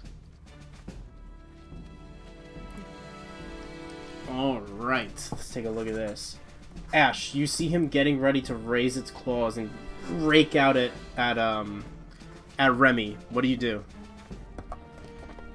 I guess I'll do what Remy said earlier and try to sleep. I'm gonna try to angle it over here by the door. Is the door open? Yeah, the door's open. So I'll Oh angle no, it. she closed the doors and closed the curtains. Door is closed. Oh my. Alright, then I'll just do a quick dissonant whispers again. And this in this mindset, you should probably just go back into the cauldron, right? And it's a DC 14. All right. Wisdom. It makes it with a 16. My So God, 6. this is a You know what's full? I'm taking now next level. You already rolled the damage, didn't you? Yeah. Their show? Oh, It's automatic with the spell. didn't even see. Yeah. Better not roll that damage yourself. Ooh, that's terrible. So he's gonna take 6 points of psychic damage as he's going to get ready. You see him kind of like turn its head and be like, and just reek from the pain a little bit. And I'm gonna walk 1, 2, 3, 4. All right, is that the end of your turn? Aye. Cool. So it is now the lesser demon's turn as he's gonna reach out and claw at Remy. No. Alright, he's gonna make 2 attacks. His first attack is actually gonna be his bite. He's gonna reach out and try and bite you, and it's gonna be a miss, so 9 to hit. But his second attack is gonna be a 18 to hit. Planets. Alright. He's gonna hit you with 10 points of slashing damage. So he rakes into you with like his claws. He's gonna, and he's gonna grab into you, rip out some pieces of your flesh. Uh-oh. All right, he's gonna look to you. How are you looking? Bad. On a scale of 1 to 11, you're at a 1. Yeah. He's gonna look to you and you're like, and he's gonna see he's a little bit surrounded, but he's gonna stay put where he is, and that's gonna be the end of his turn. Now we're gonna go to Susan is up. She's gonna look and she's like, oh no. What to do? And she is going to... She's going to attempt a charm against it. Alright. She's gonna say, she's gonna look to the creature and say, please, oh please, I need to know these answers. Come back to me now. And...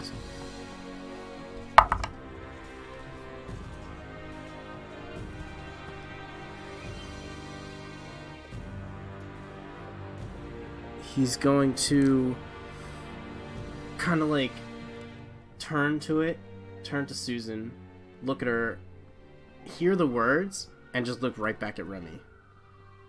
Oh my lord. She's Didn't gonna work. shoot. And she's gonna say, Normal, go help them over there. And Normal's gonna run up, go next to the lesser demon, and just kind of like start poking at it and bothering at it. And that's going to be the end of her turn. Next up is going to be Remy. You're up. What about Himi? Himi, what's yours? Did I lose you in here? 16. Oh, okay, I lost it in there. Yeah, you're up. Is it me? Okay. Yes, yeah. Yeah, I'm gonna try to charm it as well. Sure. Just made it. Okay. Same effect. It looks to you and your words just can't reach it. That sucks. Okay, that's it for me then. Alright. Next up now is going to be Remy. Oh no! You see, so far, everyone has just been slinging words at this creature, and it's just not much effect has gone through to it. Am I in flanking with Ash right now? You are... How does this work? If he doesn't get the flanking bonus, right? Why wouldn't he? Because he's directly like facing the creature. No, he would get flanking. All right, you have flanking. Get advantage on what you do. Okay. I always played it as flanking is like the one that's flanking the creature has the advantage. Oh no, the reason flanking is just because the creature Distractions. just distracted because it has people behind him. When he's Alright. going to distract, then I'll go and retract the guy. Gotcha. All right, what do you got for me, Remy? I'm gonna reach out and cast Shocking Grasp on it. Sure, roll it with advantage. And that is 22 to hit. Oh yeah, you definitely hit. And 6 points of lightning damage. Sure. You reach out to it and you grab it, and as you slap him with it, the lightning goes through it, and you see that he just kind of shakes a little bit and just is barely phased by this. Okay. And I'm He's just taking it in strides. gonna run over here. All right. Did you say run or rot? run. Alright, provoking attack of opportunity. No, he doesn't get attack of opportunity. Oh, because of shotgun grasp. Good call. Alright. Yeah, so you're out free, right? Yep. Cool. So, next up is going to be Akiko. Yay! Yep, I'm gonna go ahead and fireball 24. Oh yeah, At its that hits. head. You kind of weave in and Obviously, it's not being. They're not able to to communicate with it, so it's time for it to go. yeah. Roll again. We're gonna apply the advantage for normal on this roll since they had advantage on other stuff. So roll again.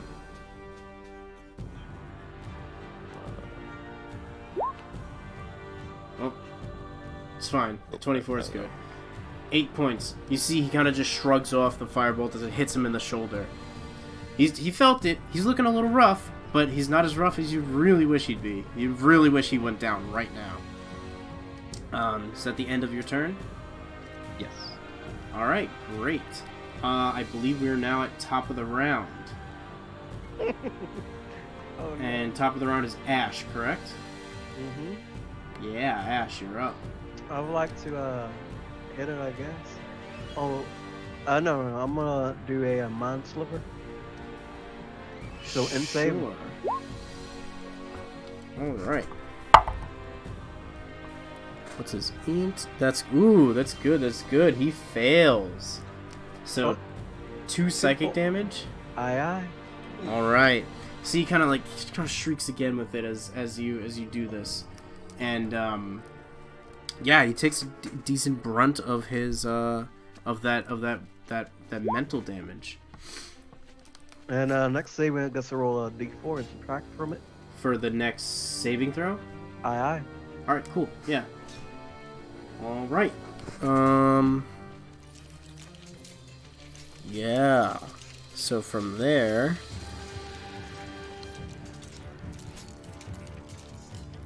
Susan. All right, cool. No, it's the Lesser Demon's turn. Oh no. He's going to turn to the next closest. He's going to turn to the next person that hit him, which is going to be you. Is he smart enough to know that came from you? I wasn't really looking at you as that happened. Because he's going to turn to the next creature in line of sight, which is going to be Himi. And he's going to take 2 attacks at you. I'm gonna reaction do my Ward of Shadows. Sure, yeah. So his 2 attacks, I'll use the 2 attacks instead to be the disadvantage. And a 10 doesn't hit for the first attack, correct? No. Alright, great. So his second attack. You're ready for the natural 20. I know, right? Oh, this is a 14. Does a 14 hit? No. No, it does not hit. Alright, so he goes to rake at you. And as it bites, it's like it misses you in the first bit of shadows. It misses its bite attack, and then it comes and it reaches claws out, and you pull up your shield as it comes up, and he just rakes against the wood and metal of the shield, and he just looks to you, and he's just, and that's going to be the end of his turn there. Next up now is going to be Susan. She said if words don't work against you, she's going to... Yeah, that's gonna hit. She's gonna rear back, and she's going to. You're gonna see. Oh wait, he has half cover. Does that hit? It's +2 to his AC. Okay, that still hits. That's fine. So she's gonna rear back, and you're gonna see. Familiar to the players. A shot of like greenish purplish energy comes from her hand, and she's gonna shoot an Eldritch Blast out towards the creature. Right underneath the shoulder of Ash is gonna come the beat of force, and this is going to fall out of my tray, so I gotta reroll that. Ooh. It's gonna hit the creature, and it's gonna knock it, and it's gonna knock it into the table, into the wall, as the repelling blast takes effect and pushes it away. That's gonna be. She's also gonna command Normal to again run up and distract it, as it got hit by the blast and ran into the wall. It's now looking really rough, and it's on its back legs, ready to sit into its fight or flight mechanics. That's gonna be the end of their turn. So next up, yeah, Himi, you're up. All right. I'm just gonna point at it. And With, cast Toll the Dead. All right. Oops. Does not save. So he takes 2 points. Oh, it didn't. Okay, good. 2 points of necrotic damage as it falls against the wall. The shroud of necrotic energy falls over him as he reeks again. He's getting closer and closer to death as he's curling in the corner, but he's still standing. Next up is Remy. You're good to go. Remy, who's clutching a giant gash in his chest and stomach area, is just going to pull out his crossbow and gonna fire it at the little shit that's on the table over there. Yeah, sure. Do I get advantage because the familiar is Harry in it? Yeah, you have advantage. Thanks, little guy. Dirty 20, I think. No, 19. Okay, that hits.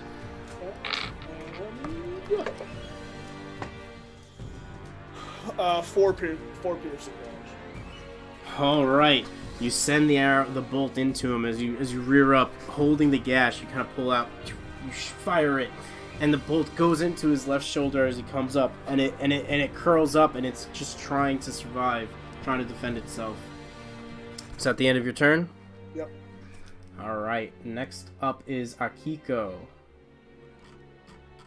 I'm gonna take a step a little bit closer here, a little bit better sight on it as to not hit my friend Himi. And I'm going to create more fire. All right.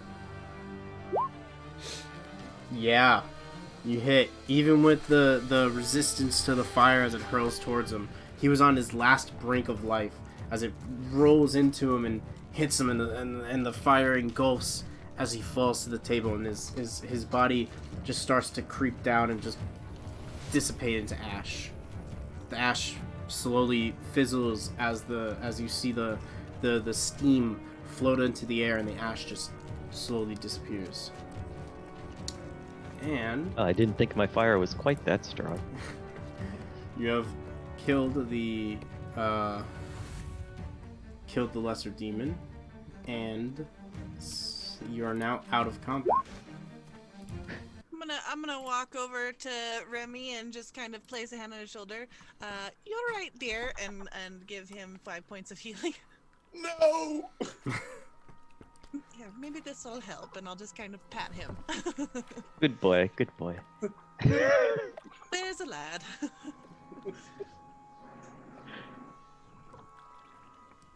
Alright. She's gonna look to... Susan's just kind of look to everyone and be like... I guess... I was a little too ambitious on that one. Yes, perhaps we could not do so much summoning and perhaps focus on the visions you were mentioning. Visions itself are unclear, but I thought I could find answers elsewhere. It appears that some of these creatures do not know much about these elements. It's I would have to find elsewhere to look through, unfortunately, but I mean, what could how much will a little demon like that know? well, you never know, but I just try to dabble in what I can to find out. That's why I'm out here. My dear, with your last vision, was it the same type of creature that came through and told you of things, or was it a different situation? Oh no, the vision I got was during the ritual. You sort of fall into a trance, and Oh, there's a ritual too? This Yes. is different than what you usually do. yes. The only issue it's very hard to get the ingredients for the correct ritual. This is why I couldn't do it again. Could we help you with that one? I guess I misunderstood what we were getting ingredients for. I was hoping for visions, but it's fine. No disrespect, of course. I misunderstood. Well, if you'd like, you can travel down to you can travel down to Talongrip Coast, but that's a few days' journey down over there. It's where I got my last ingredients for the ritual. What are the ingredients that you usually do for the ritual, and what do you call this ritual? No name for it yet. I haven't really thought about a name. I've just been, when you're here alone doing the rituals, you just kind of know what you're doing. You don't need a name for Little other of people this, to know. little of that. I understand.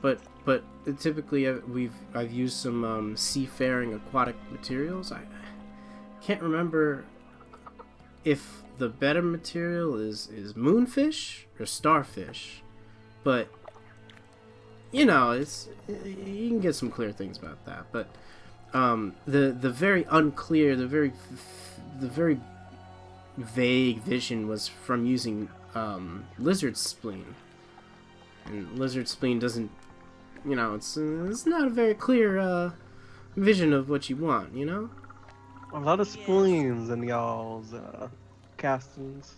Yeah, the spleens have a lot of potency in them. Helps really to flesh out the brew, I mean, I've heard about using whale fat and never really heard about using spleens. Whale fat. Maybe I can use that in my next brew. Yeah, you just put the whale fat over here by your teeth, and then you just sip the tea and brew over there. Got add a little bit as a filter. Interesting. Maybe I can try that once. All right. I mean, Well, I have a don't need that question. amulet. I'm sorry? I have a question for the DM. Yeah. Would it be possible for Himi to read Susan's cards? Would you like to offer to read her cards? Yes. Okay, I will offer. Susan, have you ever had your cards read? Not Would you like to? particularly. Sure. If you'd like, we can sit and try it. Yeah.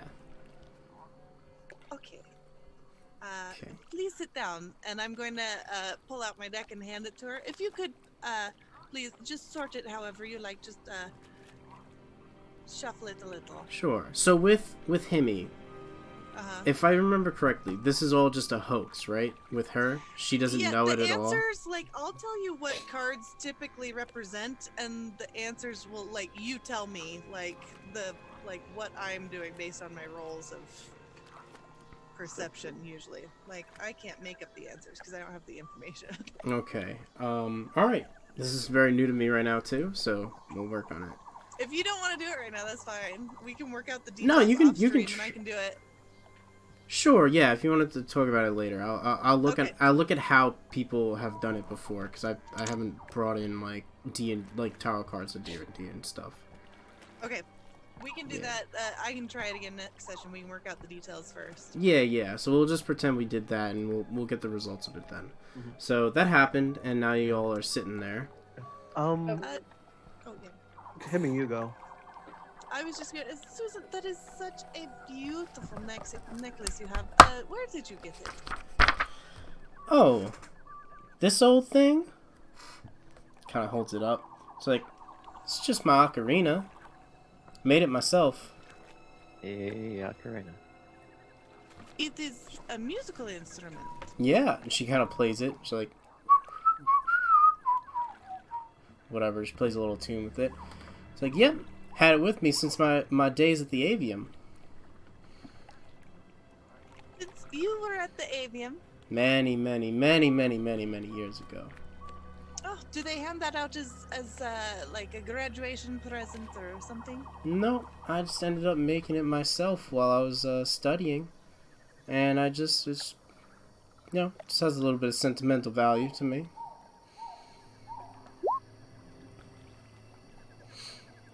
Can I tell whether or not she's being real?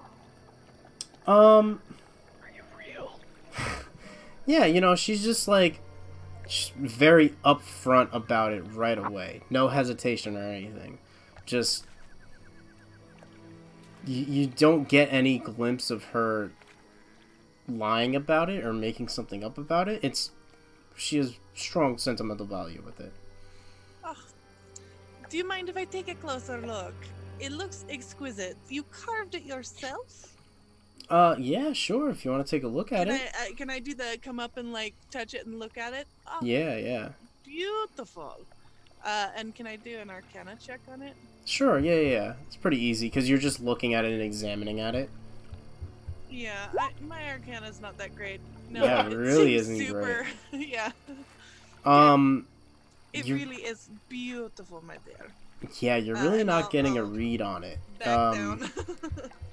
You can't see if there's any like sigils or runes on it, but like you can't see where if it could have it in there. Looking inside of it, it's like a horn shape, so it's like curved and curled and small at the tip where you blow into it, and kind of like it comes out, and that's where the sound comes out. And Yeah, would I be able to do the same if I'm obviously I'm not examining it, but I'm observing from right here? I'll allow like in this conversation. one more person can look to see if it's magical, but then that's gonna be it for your checks. Yeah. Himi's gonna be like, well, dear, I am so sorry that your vision summoning that did not work. I'm sorry we are unable to assist. Hopefully Just you take the can first make one. use of the rest of that spleen. Yes, I could definitely make use of it. I can use it for many things. As I said, spleens are very potent for If I these ever go down brews. to that port and find ingredients, I'll have to come back and visit, and maybe we can experiment some more. You can teach me some stuff. Sure. I'd love to. That'd be great. Meanwhile, I would warn you against that Walden fellow. He seems to have it out for you. Oh. So definitely beware. Walden, what a strange fellow he was. Yeah, you got the same thing that Himi got. Just can't really tell, especially from far away. Dear, Susan, Yes. do you mind if I take a quick look at your amulet? I don't want to do anything with it for too long, but part of the reason that we came here is this Walden fellow wanted us to bring the amulet back to him. Himi's gonna go like this for his lack of subtlety. But I don't think that it is appropriate to do so. So what I can do is, if you give me maybe 10 minutes with it, I can make an exact replica of it. Wow, that's some information you got from here. That silly Walden fellow is just strange. He's just a weirdo. I think we'd all benefit. Since you helped me and you protected me during the ritual, you can take it. Oh, I don't think that is. No. No. If it'll keep Walden off my back and let me just be here at peace, you can take it. It is sentimental to you. Let them make one for this Walden. He won't know. You can make one just like this. I can. Yes, I can. Well- Damn. Let's let's see if you want to take a few Minus any minutes. magical properties, I'm assuming. What? Right. So I can't Right, make anything. if it has magical properties, it wouldn't have. Okay, she's expressed very much that it's just a musical instrument. Right. I am It's just- proficient with woodcarver's tools, and with Scroungecraft, if I spend 8 hours, I can make something in 10 minutes, but if I spend 8 hours refining it, I can make it look professionally made. So I can do this. Alright, so you can probably just take the 10 minutes to just make a makeshift version of that. And then I can spend another 8 hours or so refining it, polishing it, so that it looks exactly. Later. Yeah. Depends on how you want to do it. If you want to come back to town. It also sounds like he's never really seen it up close. He just like. Yeah, he couldn't tell you anything about it. So as long He as just saw it as she was holding it while doing the ritual. And he's just a skittish old man. Alright. Himi's gonna. Is there anything we can do for you before we leave? It was so nice to visit with you and observe your magic. And can I poke at this demon and like see if there's anything? Oh, the demon's long Interesting gone. about He dissolved. Oh, it like dissipated. Okay. Yeah. Very good. It burned. It kind of like burned away in like a white ash. Okay. Then Um, I'm just gonna stand by the door and say, is there anything else we can help you with before we leave? It was so nice to visit with you with my hand on the doorknob, like I'm gonna leave. Well, yeah. I mean, I don't get many visitors, and if you all ever want, if you're ever in town, catch some ingredients for me. I can brew you some potions and such. Absolutely. I will definitely be back for a visit. Yeah. And for mechanically, she'll explain to you the kinds of ingredients she would need. And if you ended up going looking for things like swamp lizard tail and bulrush root, 2 of those can make a potion of healing. Or shifting slime residue and a small mirror, when broken down and knocked together, you can make a potion of resistance. Damn it! If only you got in the residue. What was the that you said a small mirror? Mm-hmm. Yeah, you use a small mirror and you can break it down and toss it in the brew, and you create a Slime residue? potion of resistance. It's kind of like the mixture of like the slime residue is very like slime adapts to like the environment it's exposed to. So if it took any fire damage, it turns into a red slime. For most of like the very base material of slimes. Interesting. So Alright.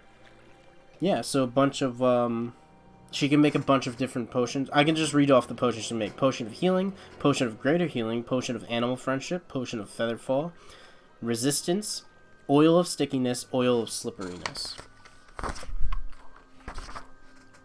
Alright. I guess we know where to come if we never find some of these. Yep. Then she kind of like thinks about it again. She's like, wait a minute. Normal's been gathering some ingredients for me a little bit, and she looks under, and she has like a stockpile of like potions in a cabinet, and she hands you, whoever takes it, 2 potions of normal healing. And she says, I've had a couple ingredients, and I can rebrew these if I'd like, so y'all can take I'll definitely reach out and take one. yeah, so y'all can take these, and I'll restock my own supply. Oh, thank you so much, dear Susan. You're a wonderful person. Oh, I'm of so glad course. we met. Oh, me too. Please, anytime you're around the swamp, just please come by and say hello. It'd be nice to have company again. I will grab the other potion of healing. Okay. Looks like Walden something, right? About having us meet each other. I guess something good came from that crazy coop. Alright. By the way, why Pleasure does to meet you, sir. everybody is getting potions? I'm the one's dying every session. What is it? I'm the one that can get you back up. I think it's important I have a potion. And I can get you back up too. Alright. I'm trying to reverse engineer the potion of healing, thank you. I was trying to check and see if I was still holding on to the potion or not. I'm not seeing where I put it. Alright, let's go to the area. We gotta get to the Elder Heart. Yeah, head back to town. All right, yeah. Shall we head back to town, everyone? I think I did use that potion. Yes, quite so. We should report back and continue on our journey. All right, so you guys make it through the swamp. Going back basically the way you came. It's another uneventful trip. Can, What's can I up? look out for bulrush root and swamp lizards?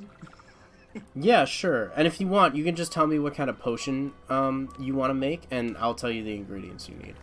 It's Okay. easier to remember the potion than to remember the ingredients. Okay. I mean, I wrote them down anyway, so it's fine. But yeah, just the ingredients for potion of healing. I'd like to stockpile on. Sure. So for the bulrush root, you'll need to just roll an investigation check to look for the root. But for the lizards, you'll have to go through the stealth and sleight of hand or stealth and kill it check. Well, neither of that's going to be great. Let's see. Investigation is a 17. Okay. Yep.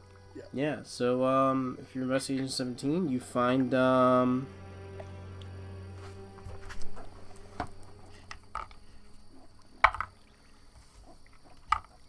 one bulrush root. Then I guess I'll try to grab some lizards. I don't know. Stealth and sleight of hand. Are you okay? If you're gonna actively like search for your lizards, are you walking away from the party while you're doing this? No, I won't do that. Okay. Coward. Alright, so if that's all you guys are going to do, you'll make it back to Winnowing Reach without issue. You follow the same path that you came. You're seeing previous landmarks that you went past. And you're all pretty good to go. As we do that, you'll make your way slowly into Winnowing Reach. And let's just change it up a little bit.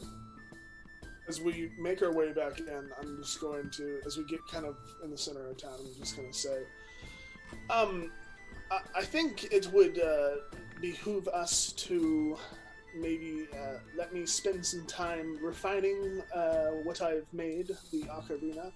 Alright. Yeah, like splash a Hey, little bit Ocarina. of blood on it so that it looks like we were in a fight. Oh, I will make it very convincing, but that will take me quite a bit of time, 8 hours or so. So, if you guys have How anything... long were we gone? We left in the morning. Yeah, so the journey took a few hours. We'll say the journey took about 3 hours to get to the hut. You spent a good 2 hours at Susan's hut and another 3 hours to come back. So it's about like 6 p.m. ish. We can just turn into the night and go see Walden in the morning. And that's- I mean, I feel like it would be pretty dumb to just go in and then just, what if he calls on us middle of the night and we don't even have a amulet for him? Might behoove us to just go sleep outside for a little bit while you do that. You want to make camp here Yeah, before mean, going into the town? yeah. So that way Remy has some time to do his stuff. Kind of like more towards like the fields area outside of Winnowing Reach. Because what happens if we go to the tavern and here comes Walden asking for the amulet and he hasn't even finished with it? I think that is appropriate. Well, if we are going to be making camp outside of Winnowing Reach, perhaps this will help. And I take a little kind of curled up root looking thing that's attached to a string on my neck, and I place it on the ground, and I utter the magic word, which is sprout, and I think an 80-foot tall, maybe? What is it? A 50-foot tall, 30-foot diameter circular platform lifts us into the air, and we have our own little nest. Yeah, so you have a nest charm. This nest charm, when you speak its command word, sprouts, and it digs roots into the ground and sprouts up like a tree. This allows you to make your own perch. up 80 feet above the ground. Yeah. So Okay, the- he's gonna start eyeing that charm. With 30-foot diameter, you have enough space for like a very well-made camp. And That was it takes us up. impressive. It lasts for 8 hours. 8 hours, and when the tree retreats, it does it slowly, and it slowly retreats back down to its sides. So it'll basically carry you guys back down, and you'll just kind of hop off as it comes to the ground.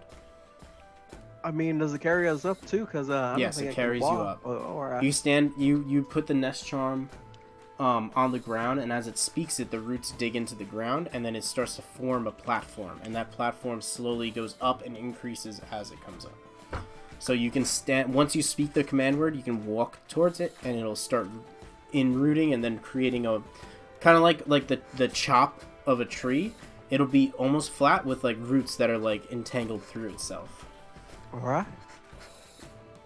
Yeah, so now you guys are perched 80 feet up on a 30-foot diameter platform. Okay, Himi's gonna roll up her cloak under her and lay down to go to sleep. Sure. So I'm assuming you guys waited till like you were ready to go to sleep. All right. I mean, I would hope so. Yeah, like assuming like we're up on this perch now, everyone's situated. Like, if he's gonna carve the thing or whatever, she's gonna try and get some rest in. Yeah, I'm gonna keep reading my book until it's bedtime. Sure. So Remy, you're gonna go She's gonna through. pass out like right now. You're gonna work through the night on this, right? Yes. All right. Do I still benefit from a long rest? No. Okay. I believe you can. It's a DC 11 to Kind of like a concentration check or something. Constitution like that? Or save. Constitution save to Yeah. Because work. Although, the long rest on D&D Beyond says a character can sleep or perform light activities. Right, but the way I look at it is you're using like one of your skill features. Okay. So it's not exactly light activity. It's taking a lot of your focus to do that. Okay, that's fine. Yeah. Alrighty. So. Am I able to mark off a long rest? Yeah. Anyone else? Well, not yet. Anyone else that is gonna partake in it can get a long rest. Okay, so this is what you're gonna do. Himi is sleeping right away. Akiko, you're what? I'm gonna.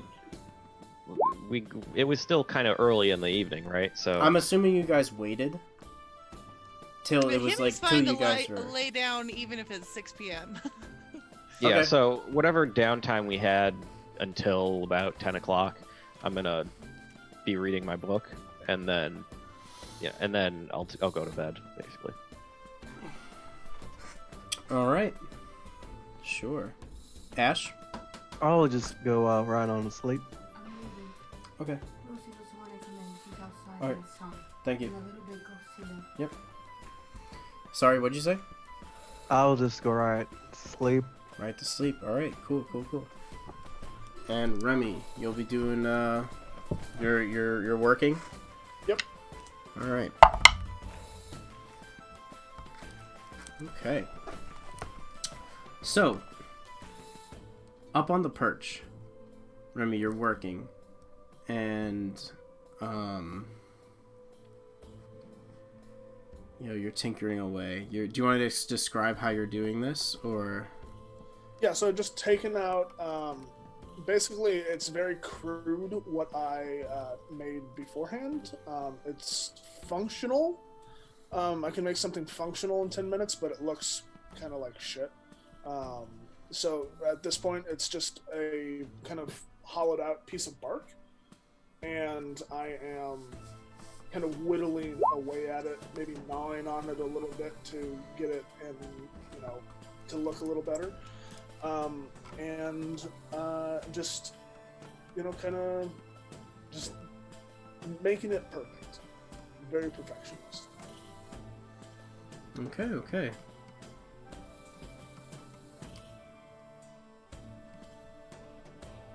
Cool. All right. So, as you're coming up to finishing your contraption, you make it, and you make it as a basic replica of what Susan had around her neck. As you come to finish your contraption,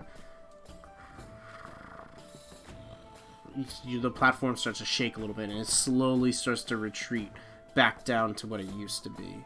So it's slowly coming down and coming back into the ground, and this would kind of wake up. Yeah, it would wake up anyone that's around there, and you'll see that it takes a little bit of time, but as it's going down, you see that it's getting a little bit smaller and a little wider, a little less wide, and you'll have to kind of converge to the center as it comes down to the ground.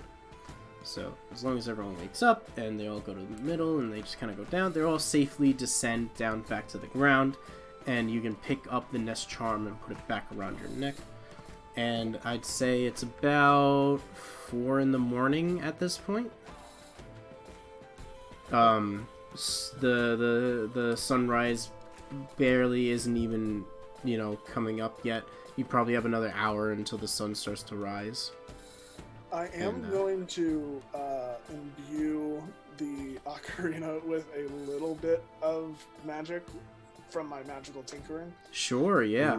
And it is just going to kind of every 6 to 10 seconds, just minorly whisper, dissonantly. It seems like something very creepy and mysterious. Okay. Just in case he decides to hold on to it. Sure. So what does this do? This turns it into a magic item? So if someone were to cast detect magic or identify on it, it would have a very, very small magical signature, but it's not technically a magic. But it's not a magic item. Okay, makes sense. Alright, so you guys walk your way into Winnowing Reach. You're pretty early, but it's just starting to the sun is just starting to rise. You stay at about an hour, half an hour outside of Winnowing Reach, just to make sure you avoid the militia's patrol if they were to go patrol out. And you make your way in. You see maybe 1 or 2 people are bustling about, but you don't. Eliza's not up this early yet. And you guys are... wave hello, familiar hello to the people who are up and about. Alright, they see you very quickly and they just nod and continue on and go about their business. And you are about, let's say you come in from this direction over here.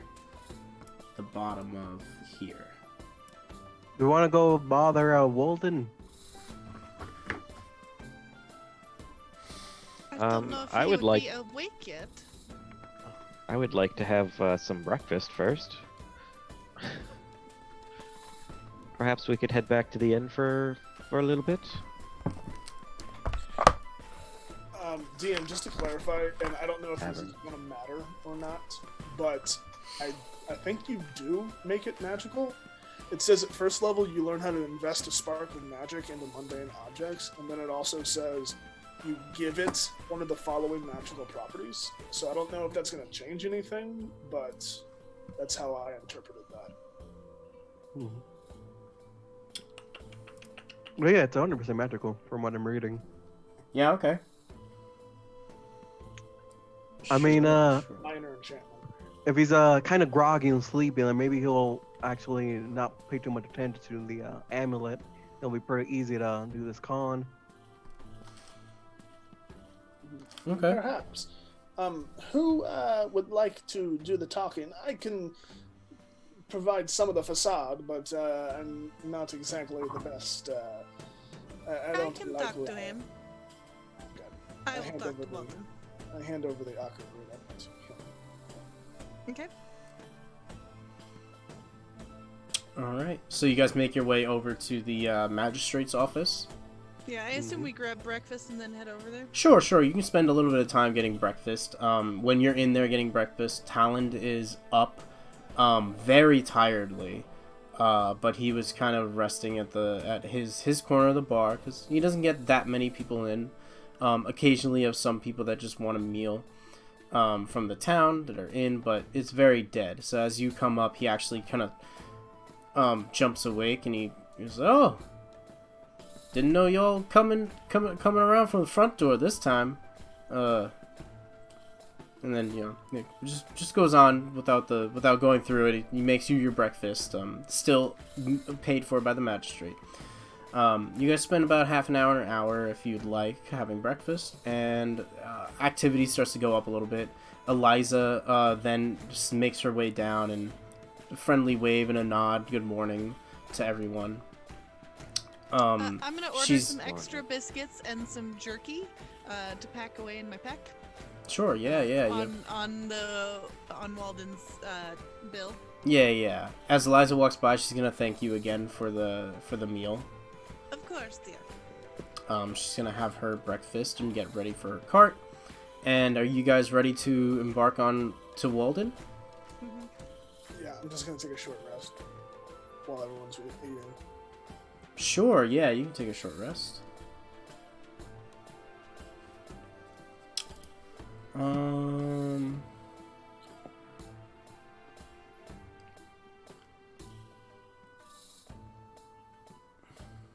Roll me a Constitution saving throw as well. Yeah. Oh, easy money. Yeah, you're a proficient at 'em.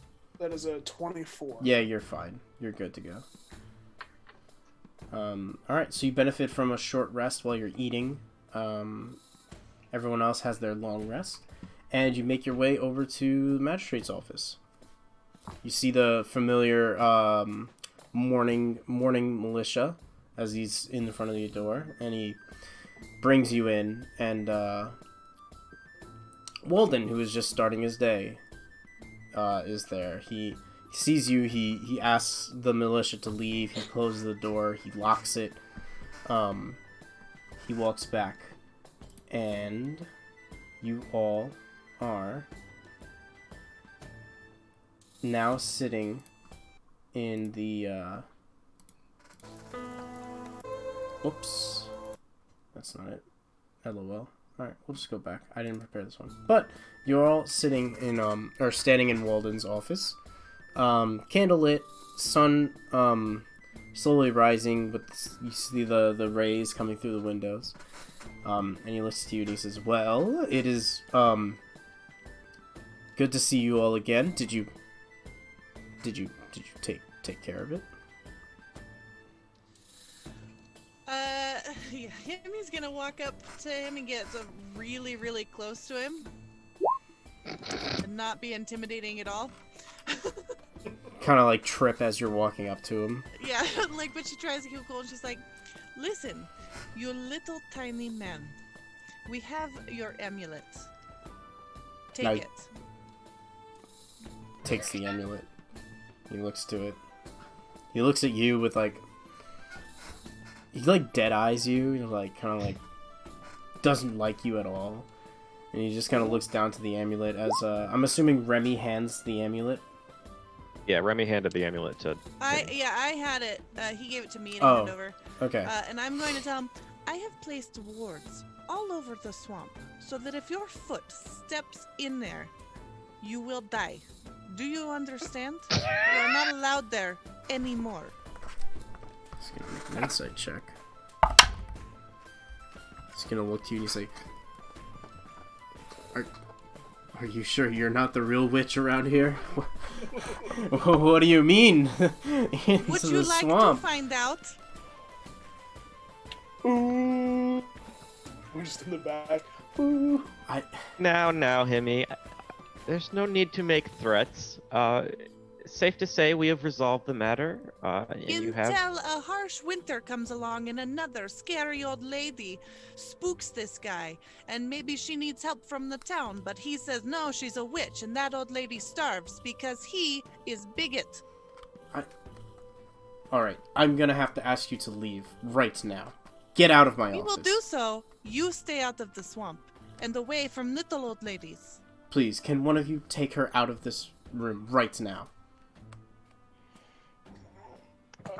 If you think we control her, I'm gonna cast thaumaturgy, and my eyes are gonna go black, and I'm gonna boom with my voice, and I'm gonna say, "Leave little old ladies alone."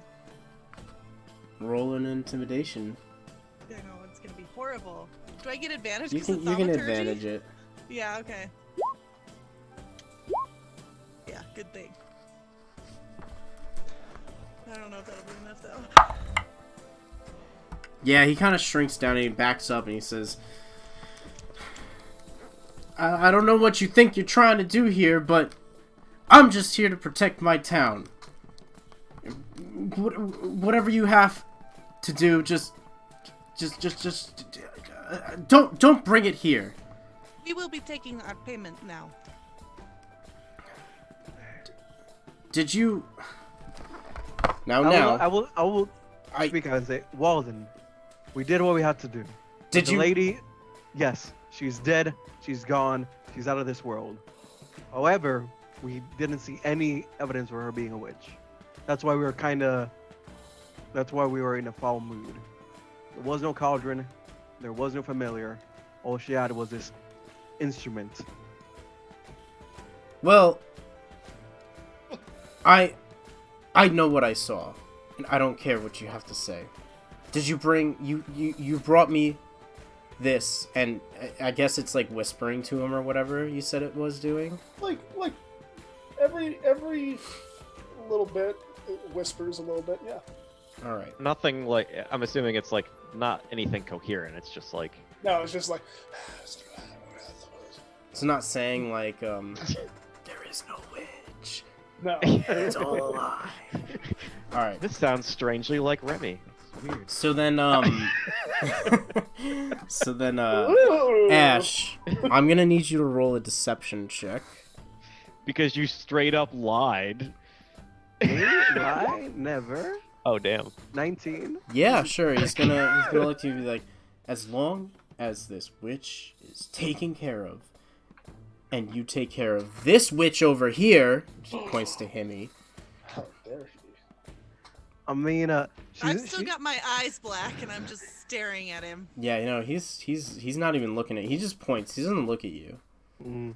Hold I it. mean, And he says, all right, good. Now just break this, destroy this thing, and kind of hands back the necklace piece. I the throw it against the ocarina. wall. You throw it against the wall and it just Yeah. bounces After off of all that time. Oh my god, it's made of wood, of course. it. It's not only made of wood; it's a magic item. It also we will is take perfectly it. crafted. Yeah. We will take it and properly dispose of it. I want Now, to the see you letter. break it here. I mean, you got some fire, don't you? As a point of.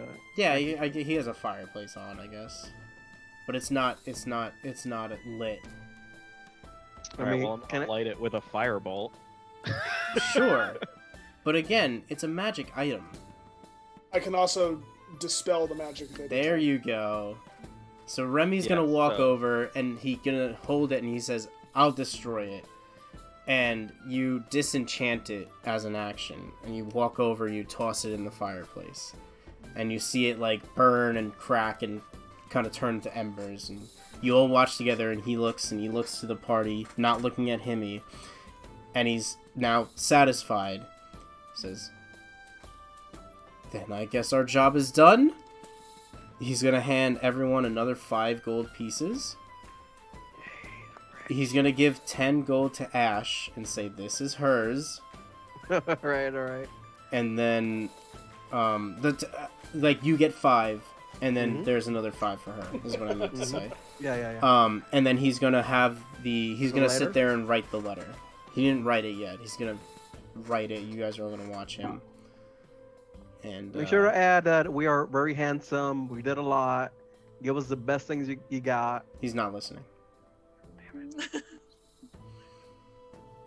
He just puts the details of Ash Barrow being burned down and And that the other town is in danger.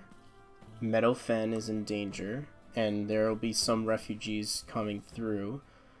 Meadowfen itself will request aid, and like this is all like things that you guys have talked about. Just skipping ahead, and saying that possibly Winnowing Reach can receive aid from the Alderheart, and they'll pass it along. Meadowfen will receive aid, and they'll pass along any people that can't stay in Meadowfen, and all these details that you guys have discussed. And he hands you, he folds it up, wax seals it, hands it to you. He says, "Thank you for your services. Now please leave my town." Gladly. All right. As she turns to go out the door, she's gonna unblack her eyes and normalize her voice, so she walks out looking super chill to the guards. Yeah, you do. You almost do like a curtsy, like goodbye after scaring the shit out of poor old Corvum. Yeah. I, the noblewoman.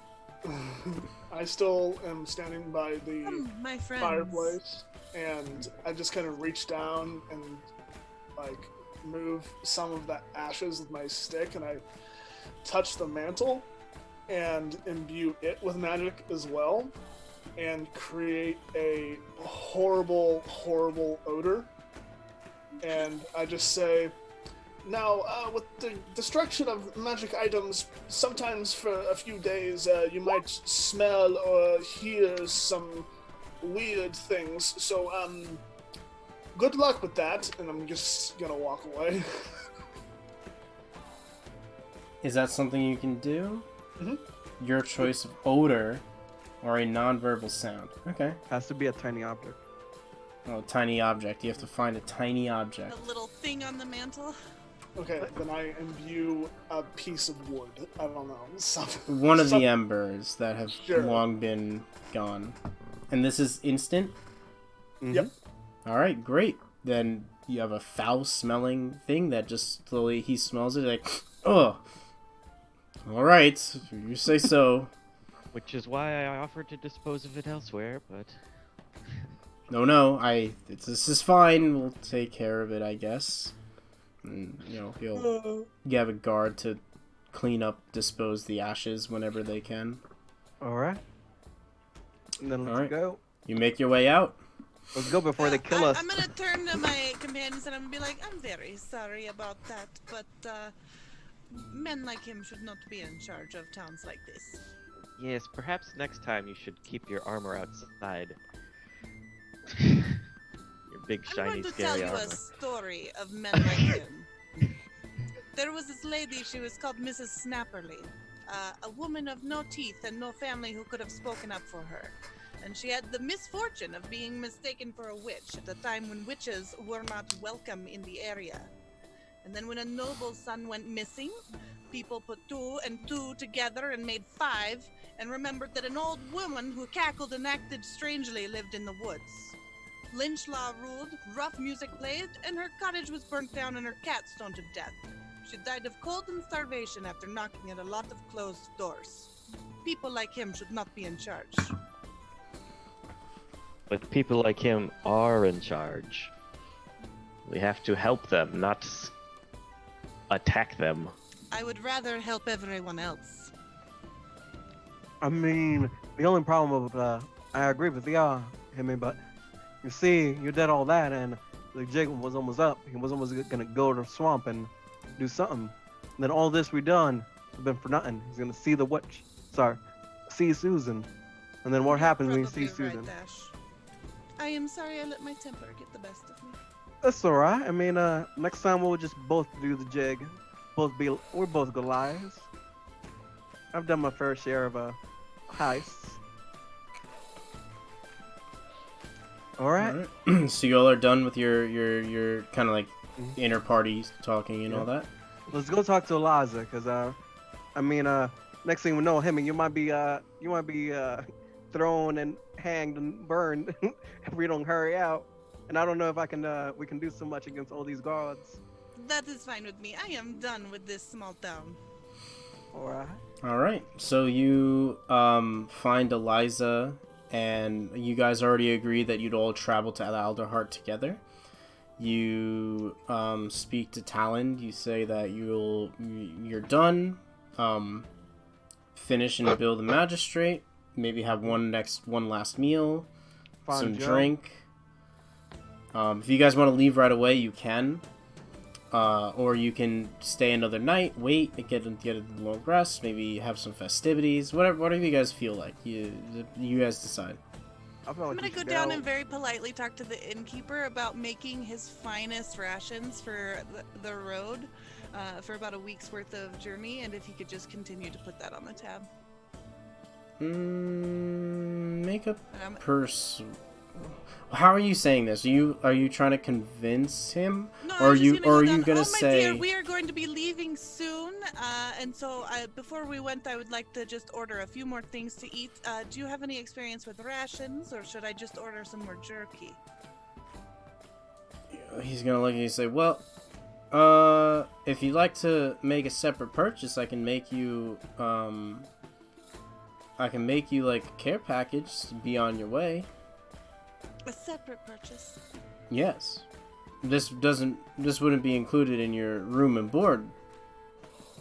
You're looking for a week after, you know? From the letter I got, the magistrate said he would I am feeling very hungry. Do you think I could have a pound of jerky? Make a persuasion check. A pound. Yeah, he's gonna look to you and he's gonna be like, I'm so hungry. We were in I the guess swamp all day. he's gonna be like, I guess the magistrate can extend his pleasantries a little more. He'll give you an extra week's worth of rations. Thank you, my dear. We're all hungry. He hears across the room. He just sips on a mead he has sitting in the corner. As he hears that, he just shakes his head. Says, "You'll be safe out there, all right?" When he provides me with the jerky, I am going to split it up into 4 portions. So one is going to be bigger, and I'm going to put that in my bag. And then, as a way of apology for losing my temper, I'm going to hand everyone else some rations. And here for the road. Alright, so then if you're splitting up a week's worth of rations, that's like everyone gets like a day and a half worth of rations or something like that? Yeah. Probably we all get a day and Himi gets it 3 because she got the bigger. Alright, Himi gets 3 days, you all get a day. Sounds about right, yeah. Alright. Are we So if keeping you're track of the rations? As you go on your days, maybe I'll kind of ask you about that. But you've been like eating at the towns you've been to, so it hasn't been too much of a worry.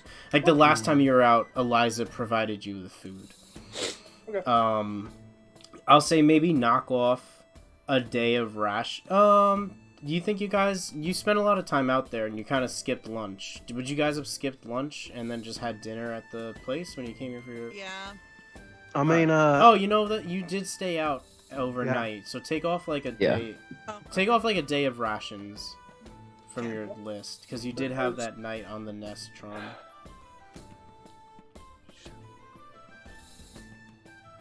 And I believe it did buy like some seeds as rations earlier. I think so, yeah.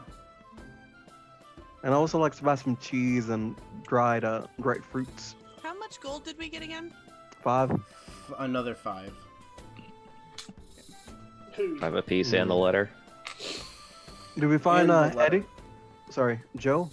Joe? Yeah, if you want to talk to Joe, Joe will say he's probably worked enough and he'll accompany you to Alderheart. Yes. So he'll be with you. Right, and I'd like to get a 2-person tent. In case anything happens. Alright, you can get that from Eliza. While we're on top of the perch. That'll be 2 gold pieces. Alright. Sure. Well, should we get on our way? Yeah, everyone agrees that you're ready to go, and All right. you leave at around like lunchtime. So, I think this will be a good place to close. Unfortunately, we started a little late. Otherwise, could have had a little more time. But I think this is a good time. Everyone needs to get going. They have their stuff to do. Are we finally level 2? Yes, you have finished chapter 1. And you have now leveled up to level 2. Yay! Thank the Lord. You guys, I hate that guy. Yeah, same. He was not a A jerk. It's not that he was a bad guy. He just wasn't that great. He just wasn't that great. But he was very political. He does the right things between other political factions, but he's very bad at his, socializing with his own people half the time. But he does what he can to take care of the town. And with everything that's going on, towns that just don't have much strength are suffering from the lack of trade routes, the lack of support, fighting against raids and the impending fires that are coming from the north. It's been a little rough. It's a little tough. You see, the Alderheart has its own struggles too. So you all level up to level 2. No one's dead yet. Just had some close encounters. But y'all are doing Still haven't pretty had well. to spare the dying anyone.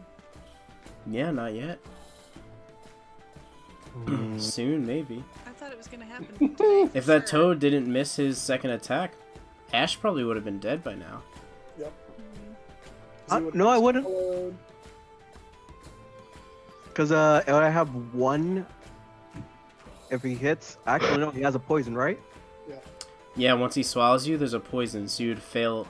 He would kill you with the second bite, and then swallow you, and then how does it work? And then you would take another instance of poison damage, and he can just run away with you. If he had done 11 damage, Ash would be dead.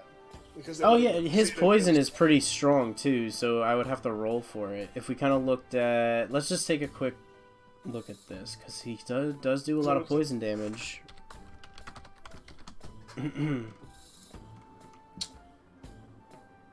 Yeah, 3d6 acid damage at the start of each of the toad's turns. The good thing is that those can crit, so Nope. it wouldn't be So 2 let's- fail saves, it'd just be 1 fail save. So you guys would have at least some time to go kill it. But But if he killed you, I just rolled 12 damage. So you probably would have died outright. Depending on the rolls, if the rolls were good enough, you could have died outright. If they went a Okay, turn. I would have saved you. You don't have Revivify. I have So. spare the dying. I could have made it over to him. You can't spare the dying through a stomach. Yes, it's in sight. Yeah. But it all Well, then worked you out. Open up the Froggo. It all worked out. You got it. You killed him in time. The sanctuary did help because he had a 0 in his wisdom saving throw. So you didn't even get a chance to try and bite him with advantage to swallow him. So And I yeah, dodged, so he would have just been a straight roll. that's true. Yeah, you did take the dodge action, so you didn't even get the chance to do it.